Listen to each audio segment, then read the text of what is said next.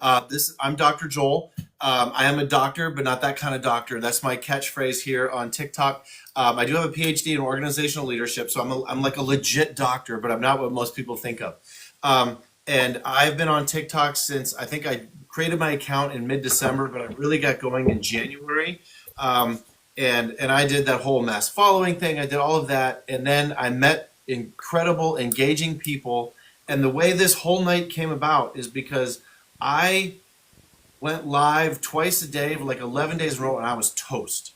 And I started reaching out to the people that you see here and asked them for advice. And we realized that everybody deals with this. You get TikTok burned out, you get burned out on life, and then you add this, and then we also deal with like the balance. Like this app is built really well to keep you engaged and keep you on it all the time. But we all have families, we all have friends, we all have lives that we need to balance. So that's how this came about. So I would like to have our panelists introduce themselves. So guys, I'm going to have you go first. Brandon, you're going to go first, Sprout. And I want you to tell us how you got started on TikTok, what your content's about, and why you were drawn here. And then we'll do a second thing in just a minute. Brandon's going to go first, then Tori, then Jeremy, and then Jennifer. So Brandon, go. Yeah, absolutely. Hey guys, welcome in and thank y'all for joining us. I've been super excited about this. I am Social Sprout. My name is Brandon. I got started on TikTok about 60, actually not about, it was exactly 69 days ago after I realized, after looking everywhere, that there was really no step-by-step guide for beginners like me to start making money on the platform. And I'll tell you, at first, I had no clue what I was doing, right? Just like a lot of people out here that is watching this right now. But I knew that I was done working for corporate America. I knew that I was done doing that, where you have to step on other people to get ahead in life. So I did the research for TikTok and social media, and I figured out how to do that. So my content now really focuses on helping beginners grow on TikTok and monetize their page, right? And I break things down simply so that anybody can understand them. And I really was, I think the last thing was drawn to TikTok. I was drawn to TikTok because it gives everyday people like me and you a real shot at changing their lives. And I mean, I think people underestimate this a lot. You don't need fancy equipment. You don't need a big following. You just need to be consistent and dedicated. And that spoke to me. And so now here I am. That's what I did. Love it. All right, Tori, you're up next. Okay. Hi guys, my name is Tori. I've been doing TikTok now for 5 years, long time. I do a lot of empowerment and encouragement stuff. That's like my main thing is helping people find out who they are and be able to love them, be able to love themselves unconditionally. The greatest thing that I've learned from TikTok is you don't have to fit a mold to be accepted on TikTok. So, besides that, I have been doing TikTok as my full-time job now for 5 years. So I teach people all the way from beginners all the way up to the more advanced level how to do that, and how to do that in a way that's not going to break you. And yeah, so that's what I do. Love it. All right, Jeremy, you're up, buddy. Hi, I'm Jeremy. I started on TikTok almost exactly 4 months ago. I started with the mass follow. Thank you for that, August. I started with the mass follow initially. I grew to about 5,500 in the first 14 days. Realized that there were some complications with the ability to engage back and forth, so I had to change what I was doing. But long story short, I still grew about 10,000 in the first 30 days by putting in so much time and effort. I wanted to be a content creator. Played with that for a while and realized I fell in love with live streaming. And I made a decision to step back on the content creating part. What I'm all about at the end of the day, really, because I still have a full-time job, and I found a hard balance of trying to run TikTok full-time and run my job. I wanted to really fully engage in helping other people achieve their dreams. My whole platform, I've changed my content to really try to uplift, to try to heal, help, encourage. So my whole purpose right now is really to live stream and kind of help you guys hit your goals, because I know how challenging each one are. And I've faced a lot of challenges on this app as well, but all were learning experiences. And I just want to help those people that are about to give up or thinking about this is really, really hard. Just give it one more chance, one more day. And I'm hoping today's panel will really help you guys see some of that. The biggest thing we can do is give back to you today. This is nothing about us. And Dr. Joel, I appreciate you. Love it. Thank you, brother. Jennifer Naylor, what's up? Hello. I am Jennifer Naylor. When I started like when TikTok went away. That's when, I was on TikTok, but I wasn't doing anything with it, right? So I kind of had the fear of missing out kind of thing. And then once it came back, I was like, okay, I'm going to really do this. And I didn't know what I was really going to do. I just wanted to do something. So I kind of explored all over the place. Before I was a TikTok lurker, I would kind of watch lives, but not go in because I wasn't sure how to do that. So I understand like when you're new and don't know exactly what's going on and what to do. So I tried a couple of different things.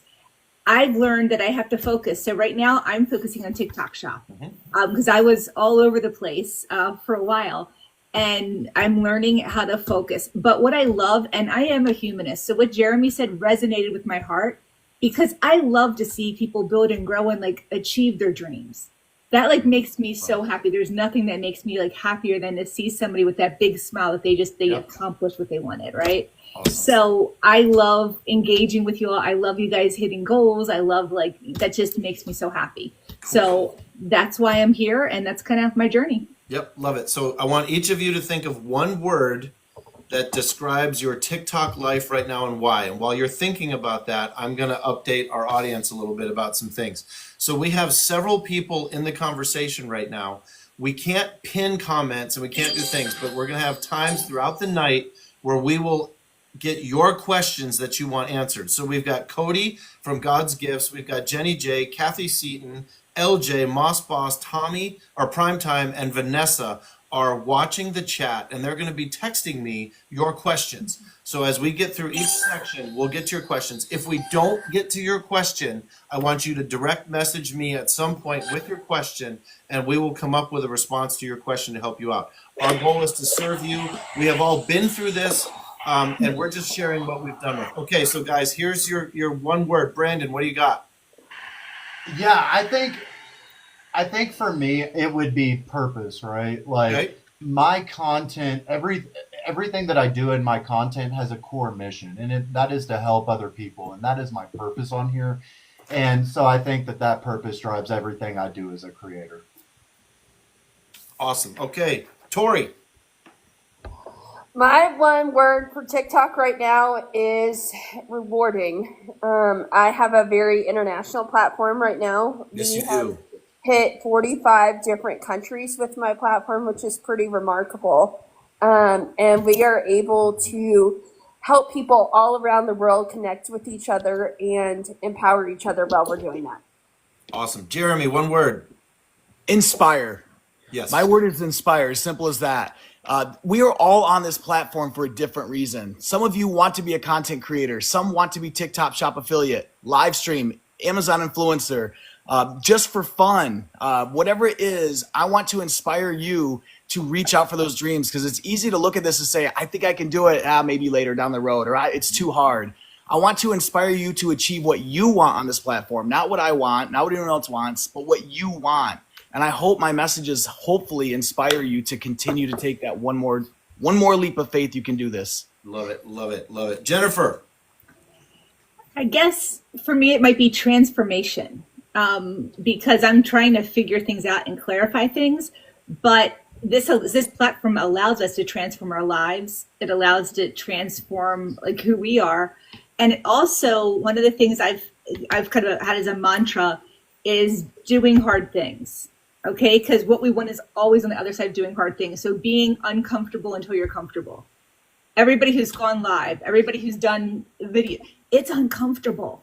Yeah. Okay, yeah. But everything we want's on the other side of that. So that's the transformation that's there for all of us. Love it, love it. My one word is engage, and I'll share a little bit later why that's so important to me. But that is my one word because I suffered from not engaging early. And that is my thing now, and I preach it all the time. It's in my bio.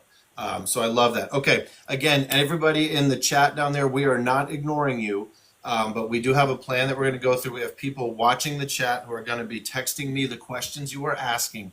So as we go through each section, Put your questions in the chat down there, and people will be watching it, and they'll be sending it to me, and we'll have a time to do that. Okay, I just want you to know you are valued and you are important, and we need you here. We want you here, and we value what you're doing. Okay, our first question, and the way this is going to work, I've got 3 questions here, and one of the panelists is going to start.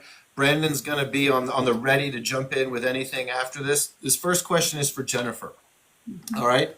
So we want to know, as a TikTok Shop affiliate person, who that's your niche, okay? How has TikTok impacted your daily routine, both positive and negative? And then anybody else, when she's done, Brandon, all of you can jump in afterward if you have something to add to it. And again, we're trying to keep this to 1 minute, and I'll have a timer going, and I will cut you off.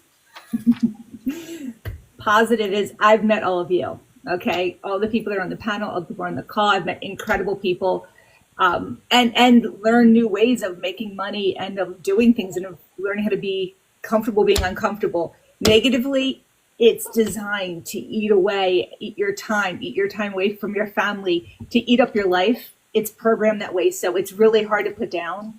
And I really feel bad if I can't join someone's live or I can't support someone's battle. It's a hard struggle. So that's the positive and negative for me.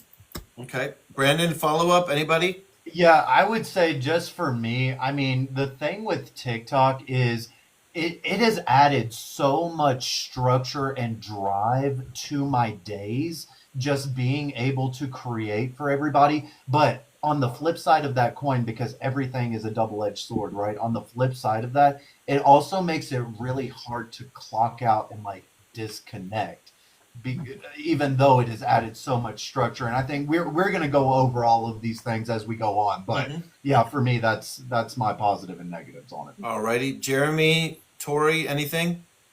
I think my positive would be just the impact that you're able to have with your platform. I never thought that it would be possible to impact impact people in a way through social media. Like, you hear about it all the time, like social media influencers, but to actually be doing it and living it is pretty remarkable. I think the negative side is it's hard because there's so much consistent learning sometimes, and that can be frustrating sometimes because you think you have it and then it changes and you have to be able to adapt really, really, really quickly. All right, Jeremy? Yeah, it's amazing how big TikTok is, meaning, sometimes you feel like you're on an island alone. Whether you're going through, say, recovery or addiction, there's a whole group out there. So you're not on an island alone, which feels like it. If you're into cooking, there's a whole bunch of that. If you're into inspiring motivation, everything is out there. And it's amazing how big this world is. And it's amazing how positive some of these things can be. So that's the positive. The one thing I've got to learn is a little more balance. I have an addictive personality. So, when I jump on this, I say I'm gonna get off at 10:30 at night. I'm on this till 2:33 in the morning. Sometimes I'm back up at 6:30, and it 1 hour at a time.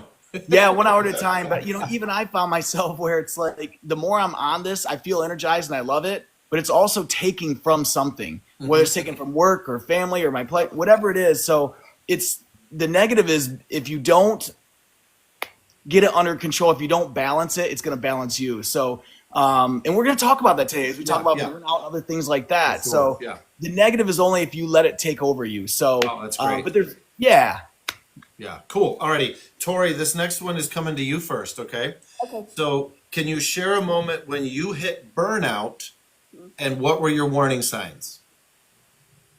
Well, there's been a couple of times. I think my warning signs are when I work, I sometimes can be a people pleaser, and when I don't put myself first. I have learned throughout this app that if you don't fill your cup and you continue to show up on this app for everybody but yourself, you're gonna burn out. So Absolutely, yep. It's very, very, very important to learn how to say the word no. It's very important to have balance. It's very important to take care of yourself, to turn off your phone, to not be like, okay, I have to get to Sprouts Battle or Sprouts Live.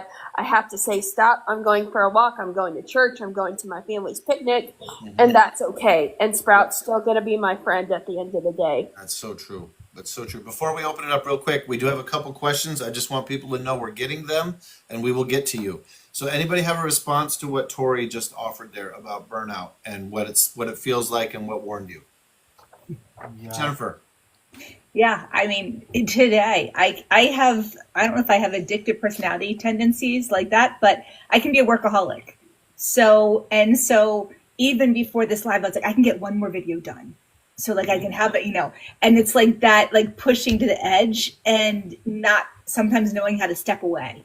And I think that's like today I was exhausted today, had, work full time, my job. And then like soon as my time was over, I started doing the other stuff. And sometimes I just don't know like when to stop. I have to discipline myself and just program like a time in my schedule to stop, if that makes any sense.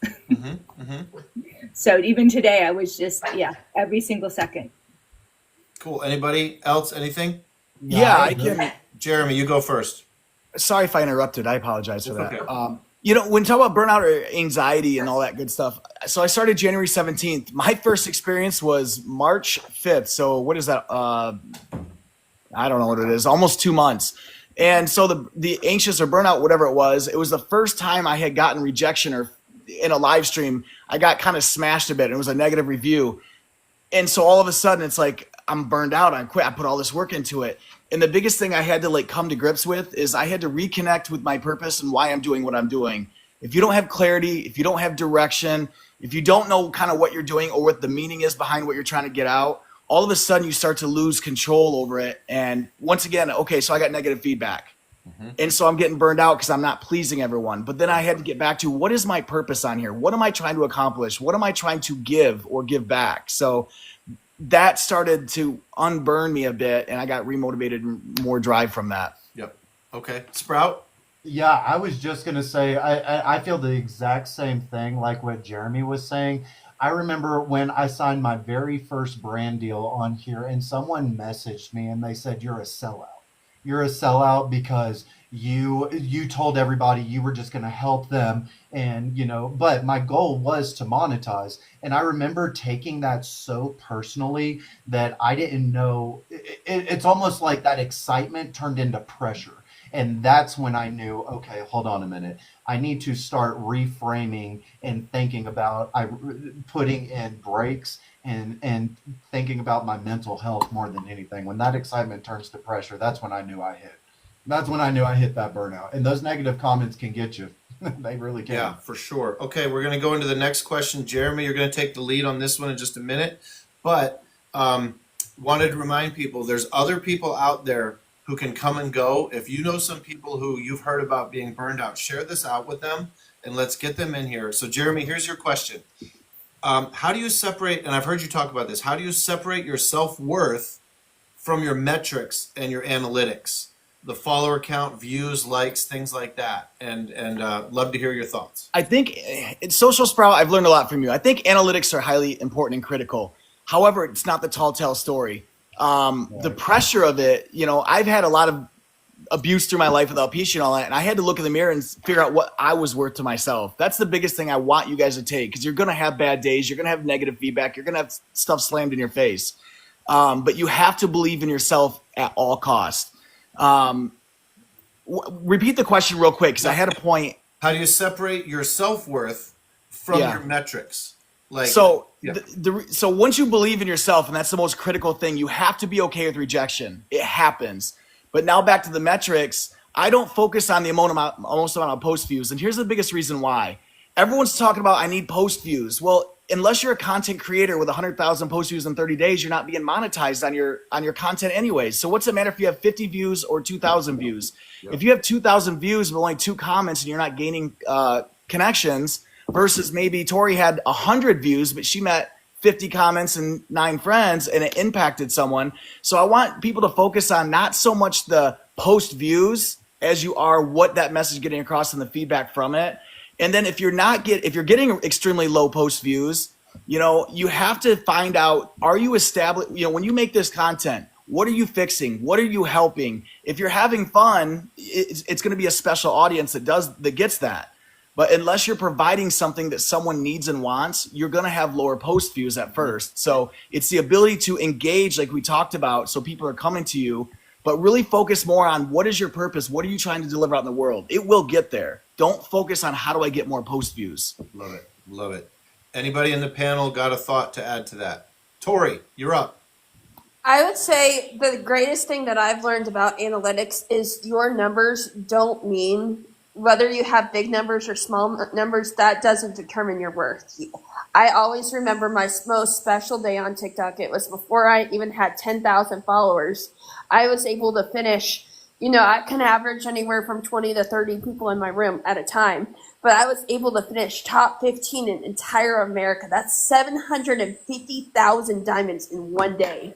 And don't underestimate the power of your people. And don't get discouraged and say, oh, I'm going to quit because I don't have so many numbers or so many views. You can do it with the people that you have if you invest in them right.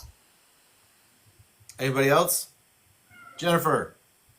Analytics is a little different when you're in the TikTok shop world. Oh, thank you. Yeah. Yeah, because you're looking at your volume, what your sales volume, how many clicks, what video got this many clicks because you're looking for product clicks, right?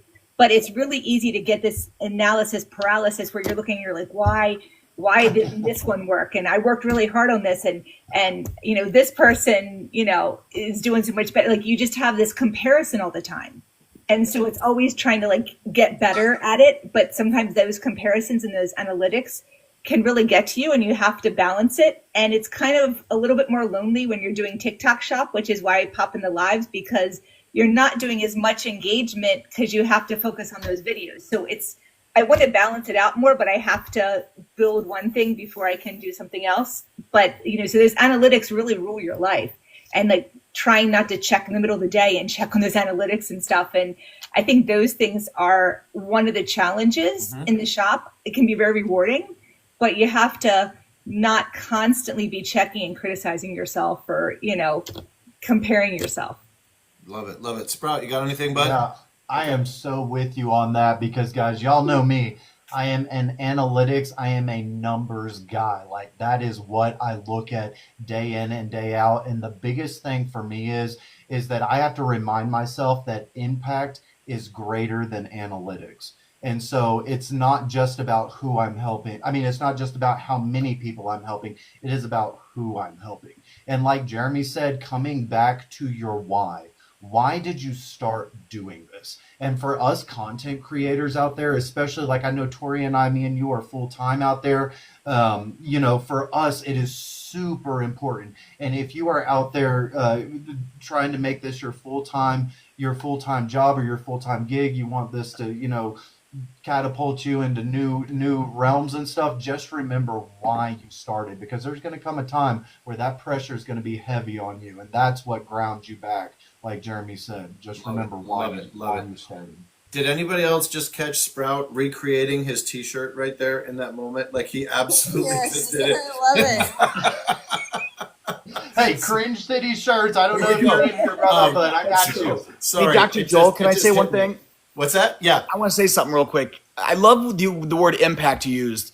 So without the impact and the clarity, if you don't have, and you start to lose that clarity and what the impact of why you're here, what happens is you get frustrated and you start focusing on yourself, on the content, instead of focusing on helping other people and impacting other people. If your content and your product is to impact other people, that's what's going to create the enthusiasm. That's what's going to keep you authentic. That's what's going to keep you real. But when you get frustrated and focus on yourself, it's going to bleed through. So you got to make sure you're focused on how can I help someone? How can I impact someone? And that's going to help you get the product, get your message, get your content. Love it. Thank you, Sprout, for using the word impact. Yeah, I couldn't agree more, man. You guys are awesome. I've got a couple questions here from our viewers. I'm going to blend a few together. And you guys just jump in as you want to answer. Raise your hand or whatever, and August will see you, and she'll throw you up into the main picture. Mama Wendy asked this one, and it's kind of true of some others.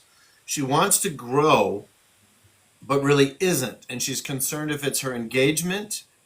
So speak about engagement. What does that truly mean to engage with your network and your people? Anyone? Yeah, I can take the lead on this. I'll tell you, engagement is not, again, like we were just talking, your impact is greater than your analytics. But the thing that is going to boost your analytics is really building a community. And guys, if y'all know me, y'all know anybody on this panel, we are all about building a community. And the way that you do that is by meaningful engagement. You hear the word engagement thrown around a lot, but there is a difference between engaging and meaningful engagement. I like this little sticker gun they got going on these days. The guy did so much stuff today. But meaningful engagement is what is really going to boost you. And I can only speak from my experience. That is how I got into everything. I made connections with people. I asked questions. I made it a point to go into their lives and figure out what are they about? What is their page about? And to associate myself, put myself around people I wanted to be like and meaningfully engage with them, ask them questions, get to know about them. How did they get where they were? And that's when I saw the boost in all of my numbers. Mm-hmm. That's a great explanation of engagement. Anybody else have anything to add? I've got 3 more questions to ask. Tori, go ahead. I would say, one, if you are struggling with your numbers, be consistent. If you're not consistent with your time and your posting, you're not going to get results. Have a plate, because if they don't know that you're there at this time, they're going to go and find somebody else. So if you say, hey guys, I'm going to be here at this time or this place, they will come. Your community will come. Another thing is when you're taking time to comment on people's stuff, get to know them. Because if you get to know your people authentically, they're going to show up for you authentically. It's not just, I'm going to throw you a galaxy. I'm going to get 100 friends. Okay, cool. I picked you up. Great. You have 100 new friends. But take the time to actually get to know people. Because when you really show up for people like that, they will show up for you in return. Awesome. Anybody else? Anything there? Yeah, Jennifer? I'll add just a little bit. Jeremy, It go. can be tough to grow. I've missed a couple days live streaming, but I've never missed a day where I haven't popped into someone's live stream. I've never missed a day where I haven't scrolled through the FYP like crazy, commenting, once again, meaningful. It used to be like hearts and teamwork, right? I make sure I comment. I will scroll through someone's page until I find a video that I can make a meaningful comment. But I'll sit through the FYP page for an hour, and I'm not suggesting you have to do it for an hour, but it's up to you. I'll do the followers for an hour, and I'll do the friends for an hour. And I scroll through and meaningfully comment on certain ones, especially if I haven't met them. But in the live streams also, I used to jump in boxes a lot to get to know people. There's something special about when you go in a box and you can talk, if you can, just to talk and introduce yourself and tell a story. The third part, I never in a million years thought I would lip sync. I never thought in a million years I would duet, okay? Someone taught me how to Say duet. the word bestie. Oh my goodness. But the number one reason why I duet too is I try to find people that are having a bad day, maybe a good day, or someone I haven't met, and I duet them to try to highlight them. It's not to get me fame, it's to try to get them some smiles or attention or whatnot. And I found for me that works. So you got to find something that breaks through and helps you in different circles and groups. So many times, I have a friend that we just talked about this with. So when you have a small patch, like when you're around a group of people and you're constantly in that group, it's really only about 3,000 to 8,000 people at max. The only way to gain more is you've got to find a whole other group of people that don't know each other. So maybe it is through live streaming. Maybe it is, like I met you, August, who's our mod. When I met her, I stayed around her friends and group for a while. Then I found, to get to 16,000 is hard. So I have to find like 7 different pockets of people that don't know each other. And then now I'm trying to bring them together. But you can't stay in one group with the same group set of friends. You're going to max out that number. You've got to branch out into a different group of people you've never seen, met, or found before. Yeah, that's great. You just answered one of the next questions, so that was great. Sorry about that. No, I love it. I love it. That's perfect. Jennifer. I think the one big thing is like authenticity.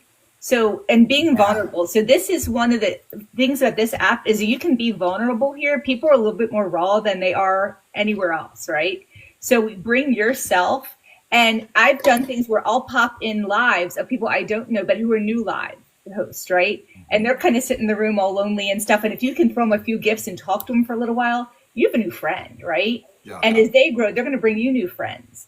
And so like, if you kind of find people that you resonate with and just be you, like that's how you kind of grow. And I think if you just have to be a little bit vulnerable, and which is a little uncomfortable sometimes, but I think that really helps you grow. So I'm going to answer this next question first. and then throw it to you guys. I'm kind of blending a couple together. One, do your family criticize you for being on TikTok?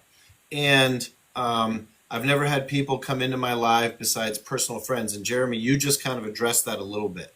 I've dealt a little bit of, in my family, I'm the last person anybody expected in the family to be a TikTok person, especially a live host who sings when certain goals are hit. Like, it's a thing in and of itself. But so I've dealt with that, and I've just been honest, been like, hey, this is an opportunity for me to do something. Yes, I'm trying to build a brand, I'm trying to do some things, but the friendships I've made, the things I've made have been huge. So I would love you guys to address getting more people to come into your lives other than just your personal friends. Jeremy hit it about getting into other networks, and you have to engage other people, but also what your families think, and then how do you invest in your people? So I blended a few together. I'll reread them if you need it. Who wants it? Yeah, I'll tell you right now, Okay. the collaboration is the heartbeat of social media. This is how our spider web works. When you start collabing with people just like Jeremy and Jennifer, Tori, Dr. Joel, me, like we start collabing together, all of our networks get networks, right? And I think that's what really is going to drive your lives and stuff. Do a promo video when you're going to do a live. Post a video before you go live. It's going to get pushed out. They'll see that you're live. That's going to draw people. As far as letting family know and stuff, guys, I grew up, I don't have family, right? So I'm not in danger of having to tell my family that I'm on social media. My parents passed when I was really young. I don't have anything like that, but I have family in all of you guys, and I love y'all. And I think that is something that you can remember too on this app is that, we create the family that we want on social media. Anybody else? Yeah, I'll pick on myself. At first my kids picked on me a little bit, but the number one thing I do, first of all, because I own a professional business as well. So every single content I post, I have to assume my employees, which are, by the way, my employees watch, and they might be in my live stream right now, my kids, my family, I have to assume they're always watching. So anything I post, I got to assume the world's watching it and people are going to judge me. So I try to make sure that everything I post does have some taste. I could get risky on some of it, but it's like if my dad or my employee or my best friend or my child sees this, am I still going to be okay and proud with it? So I think that's a critical element in that. The biggest thing I'm facing, guys, and my friends on here can attest to this, I'm on this app from 5:30 in the morning till sometimes 3:30 in the morning. And sometimes it's too much and the kids are like, really, Dad, we're at dinner. Or, it's the family's like, really, are we still doing this? So I'm trying to adjust and find that balance. But my biggest fear is I don't want to let someone down. They were in my life, so I must get to theirs. And sometimes I've got to be okay saying, and I want you to do the same. I don't expect everyone to be in my life every single day. So if you're going to miss an event or you're at dinner, I'm going to say, put that phone down for a second because there's always the next day or the next day. So find your balance. It's going to be different for all of us, but find your balance and be okay with it, Love it. Anybody else? Anything here? Yep. Go ahead, Jennifer. The last thing, let them. Like to get where you need to be, let them laugh at you, let them, this is your life, right? And if they're going to laugh until you start doing things and they start seeing you succeeding, all of a sudden they stop laughing. So, That's you right. find The your tribe. success is the noise. Success Yep, is the noise. exactly. Love it. Love it. I I was real quick, Dr. Joel. I would say, No, it's fine. prove them wrong.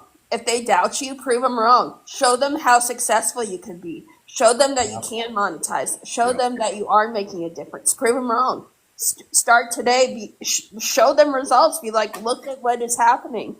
You are, don't let them stand in your way. You're a grown adult.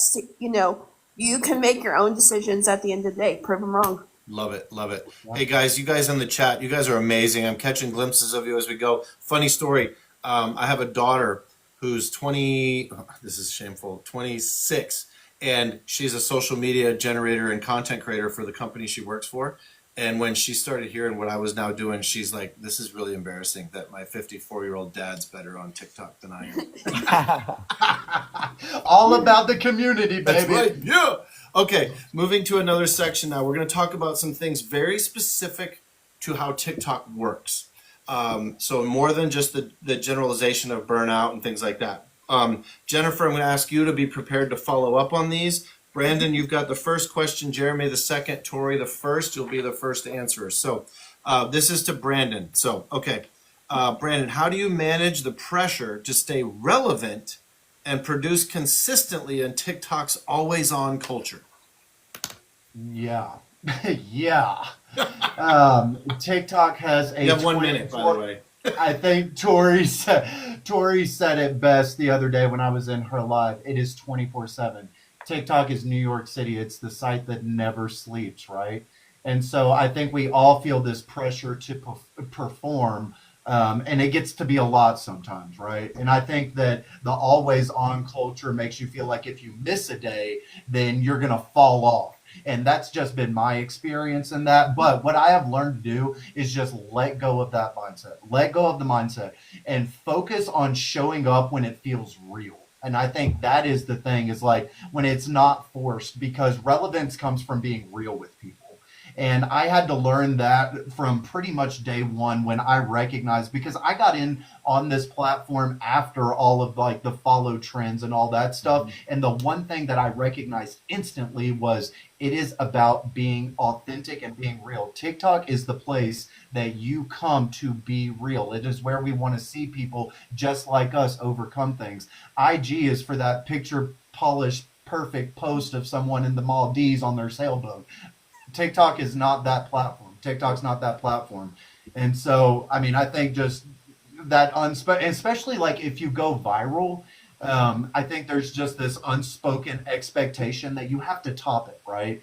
Like you have to top whatever you did when you went viral. And it becomes less about sharing and more about performing. So, just make sure that when you show up, to avoid burnout, you stay real to yourself. And like Jeremy said, and I feel like I'm probably going to sound like a broken record here, come back to your why. Why did you start this? For me, it was to help people. And that has always grounded me in everything I do. Love it. Before we let the panel answer, if you have questions about the algorithm, about different things and tools on TikTok, this is the time to ask that question. So put it in the chat. Our moderators will check that. I know for me, pressure to stay relevant, I'm going to throw this in, and I'm jumping the gun a little bit. I went on vacation a few weeks ago, and I'm driving to Florida on the interstate, and it was my scheduled time to go live. And I was like, oh no, what do I do? I pulled into a rest area, and I went live for an hour in a rest area. And I kept saying the whole time, I'm not driving, I'm in my car, not driving. And I was like, wait a minute, that's not the right balance I need. And the next morning I messaged Jeremy and I said, hey, I'm on vacation. I want to be on vacation. What do I do to stay relevant? And Jeremy's like, post 1 or 2 videos a day. If you have some time, go live for a few minutes. And that just relieved me to understand, okay, because I didn't know a whole lot about how everything worked at the time. So that was a big thing for me to stay relevant. Like, okay, here's what I need to do. I don't have to do this other stuff. Okay, that's my point. You guys jump in. Who wants to go? Jennifer, anybody? Yeah, and I just want to say one thing Yeah, real sure. quick to Dr. Dole in response to that. I think a lot of us, we get stuck in that cycle of like, create, perform, perfect, and like it's this vicious cycle that we get into. And the thing is, real connection in that real community that we talk about, it comes from when we are present, when we are, when we create content that resonates with our purpose. So Yeah, well said. We are so focused on trying to figure out how this algorithm works. We want this ready, aim, fire. Forget about the algorithm for a minute. Ready, fire, aim. Get ready, fire off your content, and then adjust as it goes. Stop. We're going to talk about the algorithm hopefully a little bit. Yep. And I think that is independent based on each single person. You have a mother brain, like a motherboard algorithm, but that strings off to how you perform across your platform. So just start, instead of ready, aim, fire, be ready, fire, aim. Start pumping out the content without thinking, okay, what's the algorithm going to say? I don't know. What's the algorithm going to do? I don't know. Should I go live at 2 a.m. or 6:43 p.m.? I don't know. Start firing and adjusting and aiming afterwards. It's consistency, I think. That's Big time is, yeah. yep. Consistency. Whatever you're doing, just be consistent with it, and show up. If you do a video once every 2 weeks, you're not going to be rewarded. You have to be consistent, whether it's going live, whether it's doing the videos. You just have to be consistent, and that's really the biggest thing as far as the algorithm. there's all kinds of things. If you engage with this one, if you do it at this time, if you spin around 3 times, you know what? Be consistent. That's probably the biggest thing that you So can true. So Yeah. true. Anything else? I Like have. Tori said too, though, it's like an ever evolving process. Like it is not something that you can just do one quick get rich quick scheme, because that's what it's like clickbait, right? There's so much clickbait out there. But the thing with algorithms and stuff is it is an ever evolving platform. It's an ever evolving system that you just kind of have to go with the flow. And like Jennifer said, the one thing that will always be constant is consistency. I have a couple questions. I normally would wait till after the end of this section, but these are very pertinent to what you guys were just talking about, so I'm going to bring them up now. First is, and I'm not sure where the question was going, but I'm going to say it. This is from Crystal. Should we weekly reset our algorithm, or do we need to adjust weekly? Or and maybe Corey, you've got a response already. Go. So I work with TikTok directly with headquarters, and so if you don't like your algorithm, you can reset it, but it is best not to, because it is already collecting data. If you kind of want to go back, like if I'm a content creator, I'm a live creator, and I want to get into Jennifer's kind of world of TTS, I need to start engaging on shop videos. I need to start engaging with shop creators. If I want to do battles, I need to start engaging with battlers. I need to start engaging with people on my content. The algorithm has recently changed in the fact of it used to be about your friends who interacts with you. It's not that anymore. It is so, so, so important that you interact with people of your specific niche. So if you are interested in cooking, interact with cooking people. If you are interested in exercise, interact with exercise people, make exercise content. Not saying, oh, Sprout's in cooking and I'm in exercise, I can't speak to him. You can, but the majority of your time should be focused on the people in your niche. And here's why, because then the algorithm is paying attention to that, and you're already interacting with similar people that want your content, need your content. So using your creator search insights, using your, all your tools and your analytics. But, if you want to go viral for making exercise content, you need to be interacting with that specific community that you're trying to go to. And I think a lot of people get nervous or think it's a competition. And the thing is, it's not a competition. Like Tori is saying, like social media is vast. Like we underestimate how big social media is. Guys, TikTok has not even hit 1 billion users. Facebook is over 2.5 billion users. Think about that. When I think about, Facebook, that's an antiquated social media platform. TikTok is the new thing. It's not even a half of the size. The table is big enough for everybody, like Tori is saying, to go spread who you are into the community. Hey, Dr. Joel. Yep. I want to touch on something Tori said too. Awesome job. She's a good point of connecting. Now, one of the biggest things I've found, so I decided I always like to mess around and play with it and see if it works or not. I'm constantly making mistakes, see if it works. So my son told me about, I think his name is Anatola. He's this famous bodybuilder, strong as heck, but he's small. He sets all kind of world records, but he dresses up as a janitor, goes into gyms. Yeah.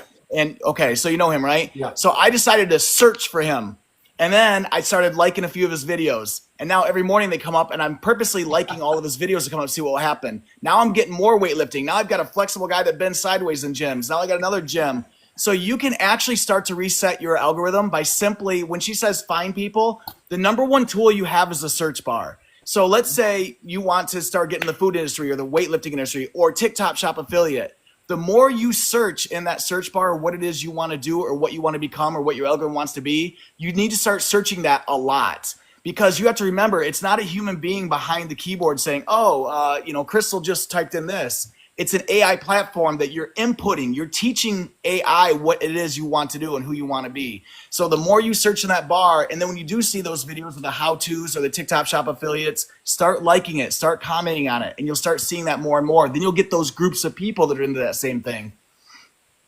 Cool. Dr. Bill, if I may, Yep. just one more point. Yep. I want to address this because it is so, so important when it talks about the algorithm.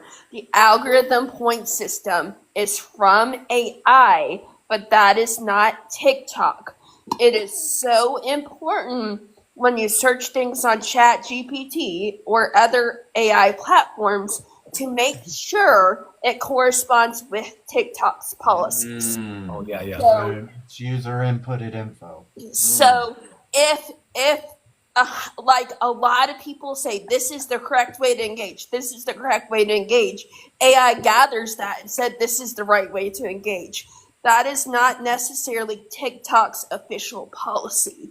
So using your Creator Academy, using your agencies, using the guidelines that are given in TikTok, and then corresponding with AI will help you. But don't just go off just don't go off AI and think that that's the way to go. Cool. Jennifer, did you have your hand up or are you just relaxing there? Yeah, I did. Just Okay. just the algorithm as far as TikTok Shop too, it'll tell you your categories. So I didn't know this. So I have a coach now for learning to TikTok Shop just to level up, right? And what I learned is like for the it'll assign you categories and you can retrain it. So but it tells you what your top categories are and what TikTok's classifying. For me, it was food and fashion. This is just kind of funny because the G Babies talked me into getting a pickle kit, right? Which is like a cotton candy pickle kit thing, something I never ate. But you put like candy and all in pickles and wrapped it up in a fruit roll up and stuff, okay? But so that sold, so TikTok took it as, okay, well, this is a great category. So you're a food category because it's just kind of funny how it works, right? And fashion was these little bunny things. But then you can retrain it. So, but to get the most traction, if I do things in the food category or in the fashion category, they're going to go further than if I do something in a different category. But if I keep going, if I want to do, health and beauty, I have to keep going at it to retrain the algorithm. So it can be done.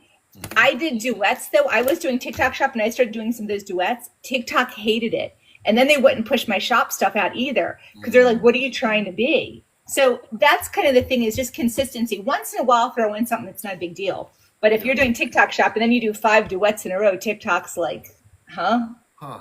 But that's bummer. kind of the consistency part of it. That's a bummer Yeah. because your duets were great. And I agree I'll with do that, it. I though, just, because just not like all in a row. Yeah. Yeah. like Jeremy was saying, though, you guys have to think social media is becoming, it is a search engine over everything else now. And the way that it works is it is learning how humans speak. It's called NLP, natural language processing. It is learning how we speak to better serve us. So if you want to, I guess, reset your algorithm, you need to be telling the algorithm what it is you want to know. And that all starts, I think, and Tori, I could be wrong on this, but I think it all really starts with getting up into that search bar and typing in, hey, this is what I want to know. This is what I want to see. This is who I want to be around. This is what I want to be like. And then the algorithm's going to know, okay, this is who Social Sprout is. Awesome. We need to get moving a little bit. There's several questions that are going to pertain to the question after this one, so we're going to move forward. Jeremy, this one's for you, buddy. Have you ever, you already mentioned this, have you ever taken a break from TikTok? What did that reveal to you about your relationship with the app itself? Yeah, back to authenticity. When I was going too much, too hard, or I felt I was getting too much pressure, or even bullied a little bit, the worst thing I do is kind of go on there when I was upset or burned out or mad. So I actually didn't want to. I forced myself to take a day, turn off the phone, and just flip it over. And the next day, I actually came back, not like, here we go again. I was like, my God, I miss it, And I came in with a whole new set of energy, a whole new set of me, and I was super excited. It's okay to take I want to say what Social Sprout said. The world, New York City, right? It expects 24/7. It expects we never sleep. It expects everything. We are human beings. It is okay to take a break. It is just fine to take a break. I'm not saying everyone has to, but when you get to that point, you're about to hit it and you're just like, I'm going to force this. There are times you need to. And here's what I want to focus on. If you want to make this a monetization, if you want to make this your job, if you want to TikTok Shop or live stream, think about it as a business or your job. And I want to stay on this for 1 sec, because we're afraid to put 8 hours into TikTok, but we're okay putting 8 hours into going to work. So let's say you didn't want to go to work today, but you have to because you want to get paid. You're still going to show up. You might have to put on a fake smile. You're going to have to perform the daily tasks. So what I'm saying is, if you want this to work, you have to treat it like a business or your job. So you're going to have to show up. If you're a little under the weather, you're going to show up. If you're not having a good day, you're going to show up. If you want to monetize, if you want to make this who you are, you're going to have to push through some days. But it's okay to have a vacation day, a PTO day, but just treat it like it's your job if that's what you want on this platform. Anybody else? I have never taken a break from TikTok, and I think that I probably need to at some point. Just keep him on the big screen. But I love the fact you don't, because we look forward to seeing you. But even at your real job, a lot of jobs offer 2 weeks vacation, right? And they do that as an incentive, so you're going to come back refreshed, rehydrated, and ready to go. So I just want to encourage you guys, you can take, a day off or two, but make sure that if you want this to work, if you want it from your core, you have to treat it like, if you want a promotion at work, you've got to put in that work, right? So treat it like a job here, and it will pay you dividends. I absolutely agree with that. And what Jeremy is saying, when I quit my corporate job in the beginning of March, I realized I am putting in, and I was working 80 hours a week at that job. And I realized if I would just spend a fraction of the time really diving into and putting in that work on here, then I could do it. And I'm just going to tell y'all, I've only been on this platform for 69 days. If I can do this, you can do this. But just like Jeremy said, treat it like whatever it is you want it to become. Cool. As somebody that's done this for 5 years, you're going to have to take breaks, but just remember that the algorithm does move on, whether you're on or whether you're off, but communication is the key. So if you need to take a break, you need to communicate that with your people. That's why it's good to have a Discord. That's why it's good to have communication with your people. Say, okay, I'm going to be gone this weekend. I'm going to take a family weekend. I will be back Monday, and we have a plan. Be in communication with your people. It is okay and normal to take a break. Love it. So we're going to move into the next question shortly. Tori, you're going to go first, and there's a reason why. But I forgot to say something at the very beginning, and this was a complete coincidence. We are in Mental Health Awareness Month, and today is Mental Health Awareness Day.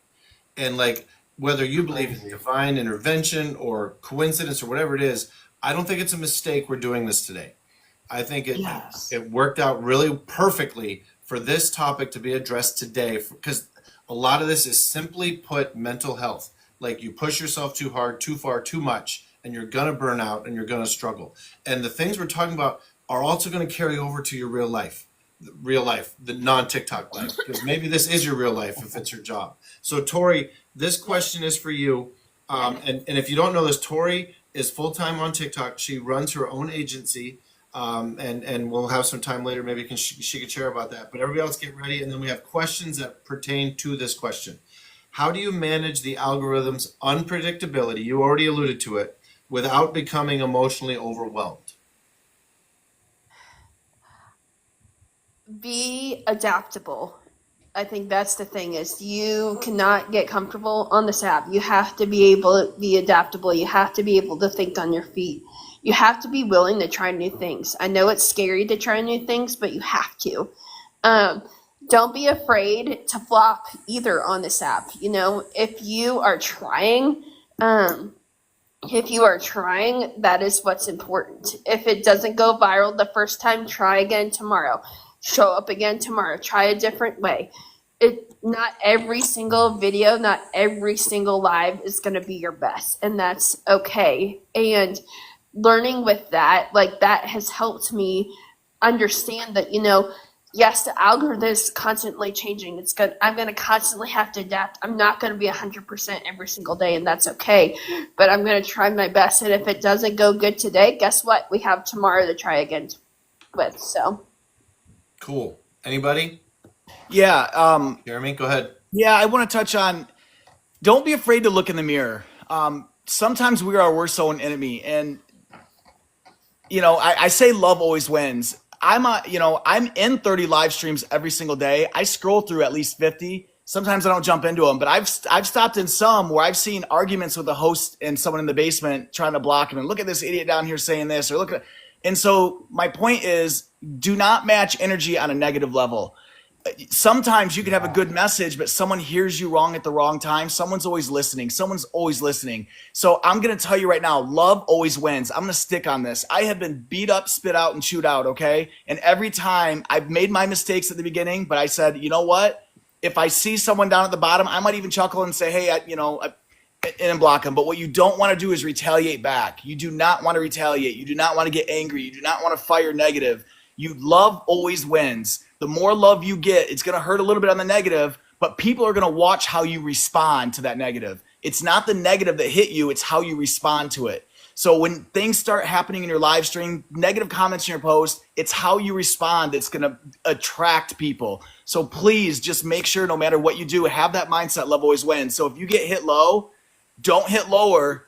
Either neutralize it or try to find a way to love or be silent about it. I'm telling you, someone's going to see that in the background and say, wow, I cannot believe they reacted. I want someone just like that. I promise you. I promise you. Yeah. Anybody else?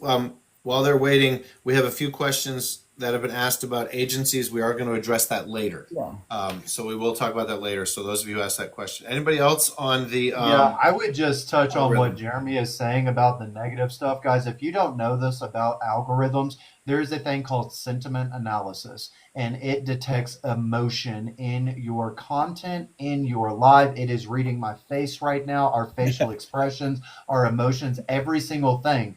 And it knows what you are going for. There is a positive detection, a negative detection, and a neutral detection. So when you start getting negative in your stuff, that's not what TikTok wants on their account. That's not what any social media wants on their stuff. But it's just going to work better for you if you are positive. And I can tell you right now, every single person on this panel, we are happy-go-lucky. We love everybody. We are helping people. And it is by no coincidence that our accounts have gotten bigger and bigger and bigger because we are that way.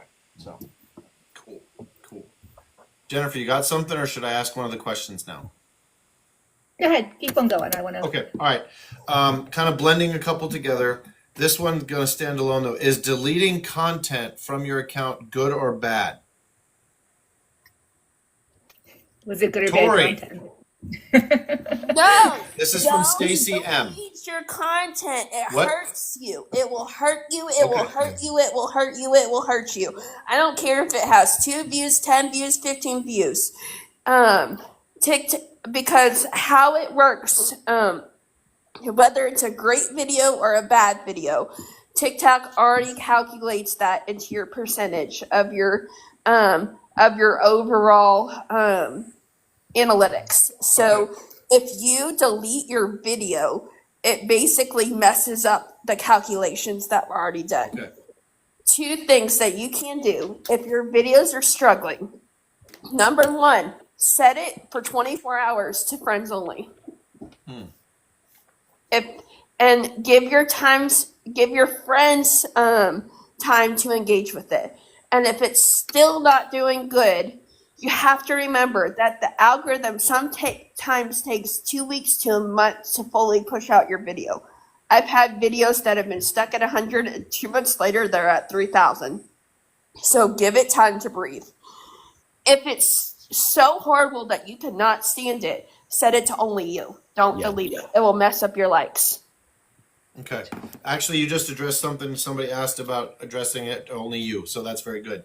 I think Tori nailed that one, so I want to move to the next one.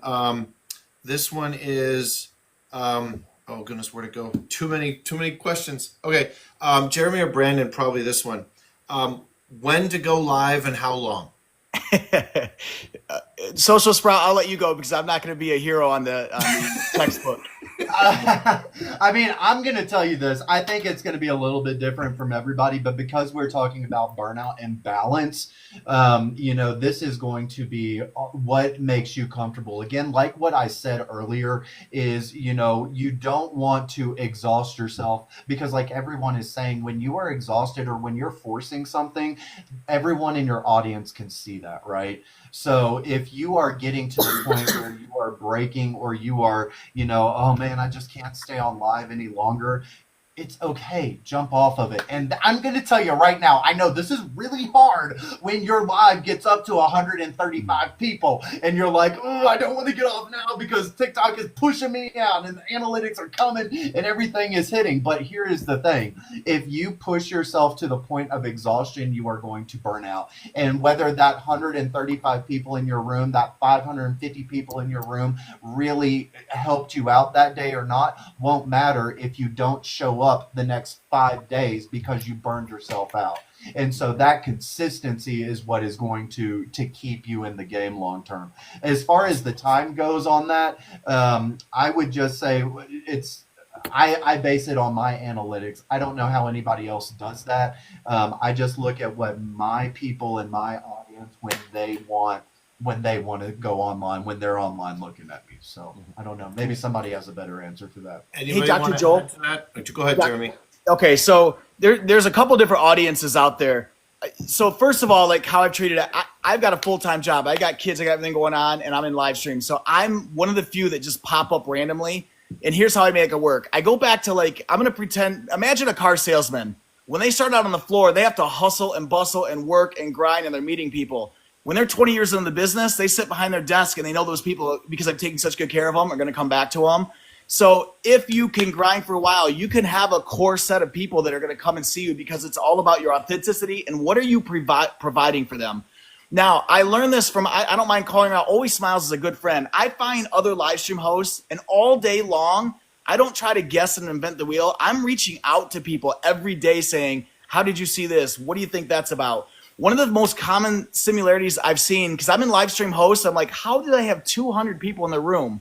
Well, one of the things that we bounced off was when we asked questions, if you go, say, 10 p.m. every single night for 2.5 hours, I think it was 2 hours and 15 minutes. That seems to be the favorite number for the algorithm. Once you hit like 2 hours and 30 minutes every single day at the exact same time, for some reason your room starts, and this is what I've been told, so please don't take it as gospel, but this is what I've been told by multiple people. And every time I ask that person that's got 100 to 200 people in the room, it's the same time for 2.5 hours. And so that's one of the biggest pieces of the puzzle I have seen religiously. For me, I'm trying to build as much value as I can and try to provide something. That way, whenever I go on, people are going to say, okay, I'm busy, but I'm going to take the time to spend 2 minutes in his live stream. Cool. I'm going to move to another question from a viewer. This is from Kickin' Kevin, who many of us know. Guy. He's confused, and this is an algorithm question. He is confused. Some days his live is only 10, and then other days he's 60 to 80, and it's all over the place, and he's just wondering why. Does he do TikTok shop at all? I don't think so. I think he's just a live streamer and a content person. Okay, it's just funny because if you do TikTok shop lives, they push people in all of a sudden. So like if you have a comfort hoodie on and you do a comfort hoodie live, and I've had people who are doing a live and then put the product up and talk about the product, and you have a mass push in. So, I don't know exactly what the algorithm and maybe Social Sprout can explain that, but there are certain things they're looking for.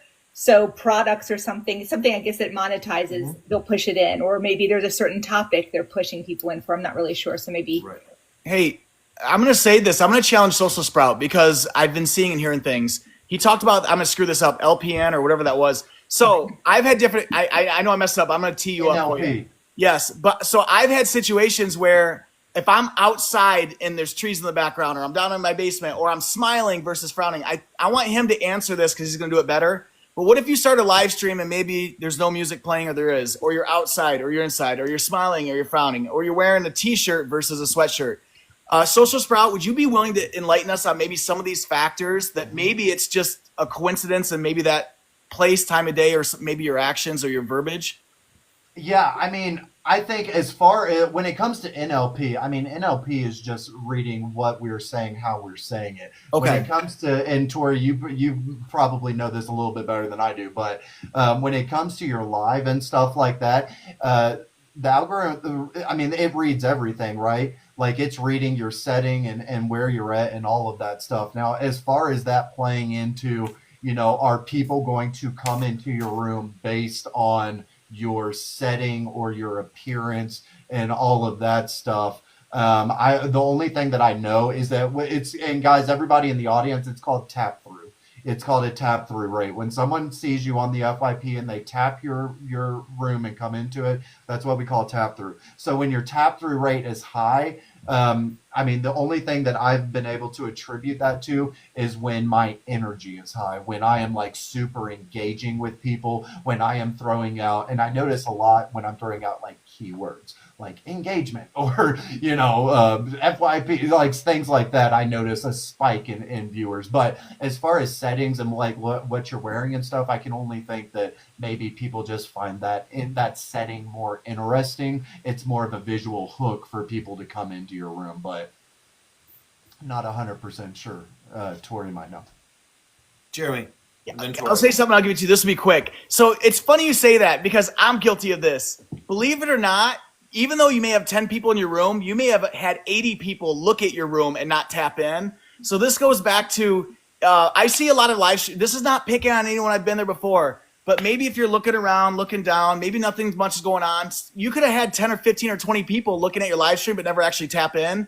The times I've had like a lot of people in my room, or when I'm maybe stuttering and going crazy and having a good time, they're like, they stop, they click in to see what's going on. So you may actually have a lot of people that are, because I mean, when you go through FYP, you're scrolling, you may go through like 15 live streams before you click into one. So sometimes you may be having a lot of people pass through that you just didn't catch their attention. So I'm not saying it's you, but it's even I'm that guilty. I might scroll through 10 before I click into one. So it's just whatever catches my attention at that moment. Love it. Yeah. Tori. Go ahead, Tori. I didn't mean to interrupt you. No, you're good. Yes, your background, your lighting, all makes a huge difference. If you're in a closet in the dark, TikTok wants to promote high quality streamers. They want to promote good energy. They want to promote all those things. So number one, you need to, if your numbers are up and down, work on your content, because I noticed in the comments, some of you are struggling with getting people to like and share and stay, right? Give them something to comment on. If you have good content, you're going to have likes and shares come in from your FYP traffic of your videos, not your lives. Your videos are going to push people to your lives automatically. Yeah. Second thing is you need to get people an average stay time. This is TikTok's analytics. His 29 to 30 seconds is about average for a good streamer. In order to really get them to push you, you need to get people to stay for more than 3 to 4 minutes. So, what are you going to do? This is a question that you have to ask yourself. What am I going to do to get my people to not just throw a heartbeat, say hello, and get out? What am I going to do to capture their attention to make them say, hey, thanks for the heartbeat, but stay, Sprout. Hold on. I got something for you. I want to teach you something real quick. Or, hey, I got something to tell you. That's going to make him stay for 3 to 4 minutes. And the more people that I can get to do that, TikTok's going to see them from an analytics perspective and say, hey, she's able to hold them for more than 30 seconds in and out by. Yep. Love it. I know it's late for some people. We've still got incredible content to cover. So bear with us. If you've got to go, we understand. If you can share this out with some more people, please do. One question I wanted to ask, this is from one of our moderators, Primetime.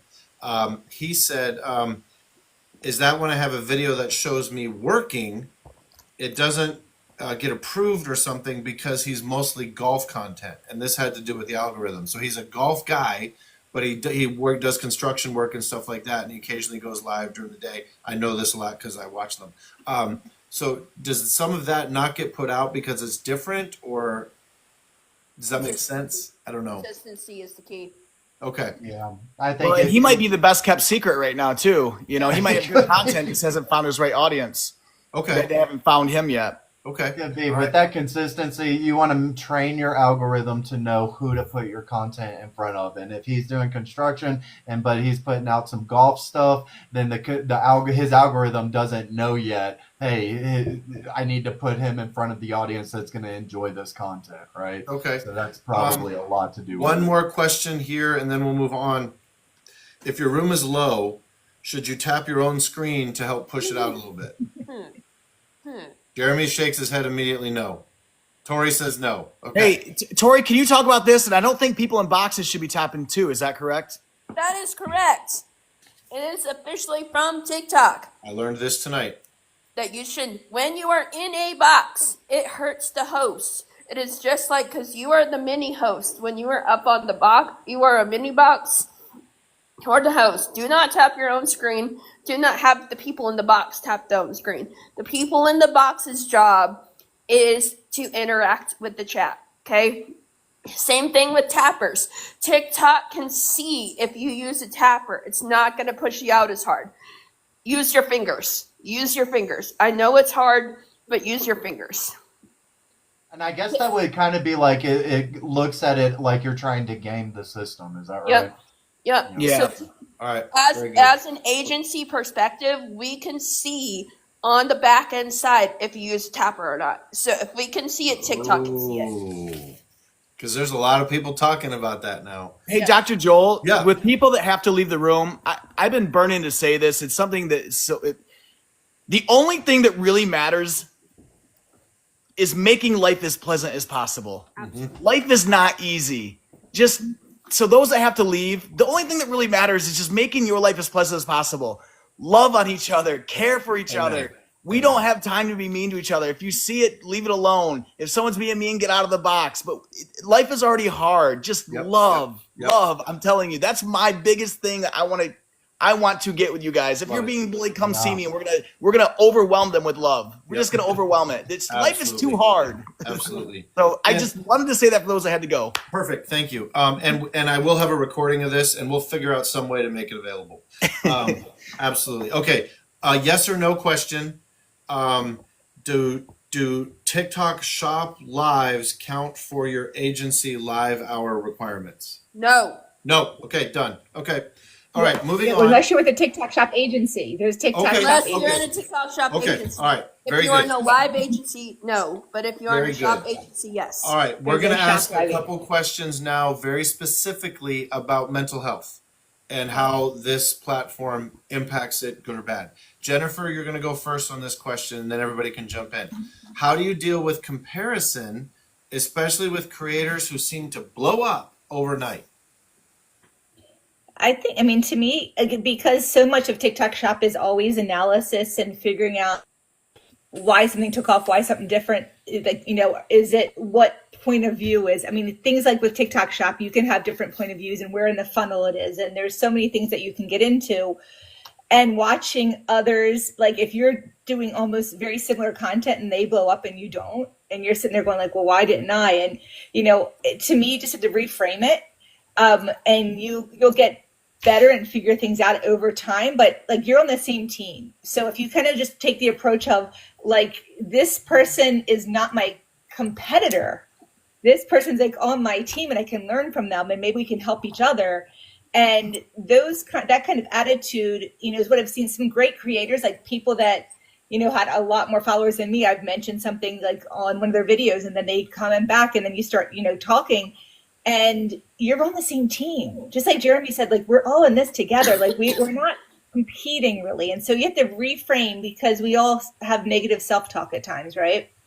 But reframe it. And it's not that we're terrible and these other people are great, okay? We're learning. We may have done something differently. Maybe their hook was a little better. Maybe, just the way it came out at the right time, okay? Just it hit the right time better. Mm-hmm. So I think that you can't compare yourself to others. We're on the same team. We're not competitors. And I think that's really the biggest thing is mentally to remember that and mentally stop negative self-talking. Absolutely. Yes. Anybody else? I had a thought and I lost it, so I'm going to quickly divert to you guys. Read the question again. Yep. Okay. How do you deal with comparison, especially with creators who seem to blow up overnight? All right, so yeah, there's a million ways someone can blow up overnight. They could be buying followers. They could. The problem is sometimes if you grow too fast, you can have a big letdown too. I go back to Social Sprout and Tori. It's consistency, doing the same thing over and over, steadily growing. Don't try to be in a rush for follow. You want to consistently grow so there's not a letdown. Now, as far as the comparison thing, I always love to tell people you can't beat me because I want you to win. I want you to win, right? So if I want to be, Social Sprout has an engineering type mind. If I'm trying to be someone like Social Sprout, I'm going to be in Social Sprout's live stream, but 10 other people are just like him. I might avoid, say, the GRW rooms.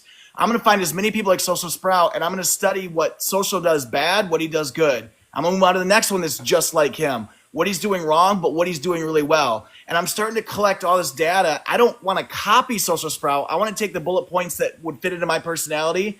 And then he might be doing something really well, like analytics. I'm not an analytics guy. I'm going to subtract that part of it, but take something else he's doing well. So I'm collecting all this information that fits my personality and my authenticity, and I'm going to do that. So it's not a competition like that was talked about. I'm in my friends and competitors, whatever you want to call them, rooms so I can learn from them. But more importantly, if me and Social Sprout had a similar message of, how he uses analytics, if I'm in his live stream supporting him, my friends are going to see that. He's going to be in mine supporting me. So you're going to gain a friend of this, and he's going to probably say, hey, Jeremy, did you think about this? I'll say, hey, Social, you think about that? So when you start making friends with people who are doing what you want to do too, you're gaining actual really good live hosts as friends.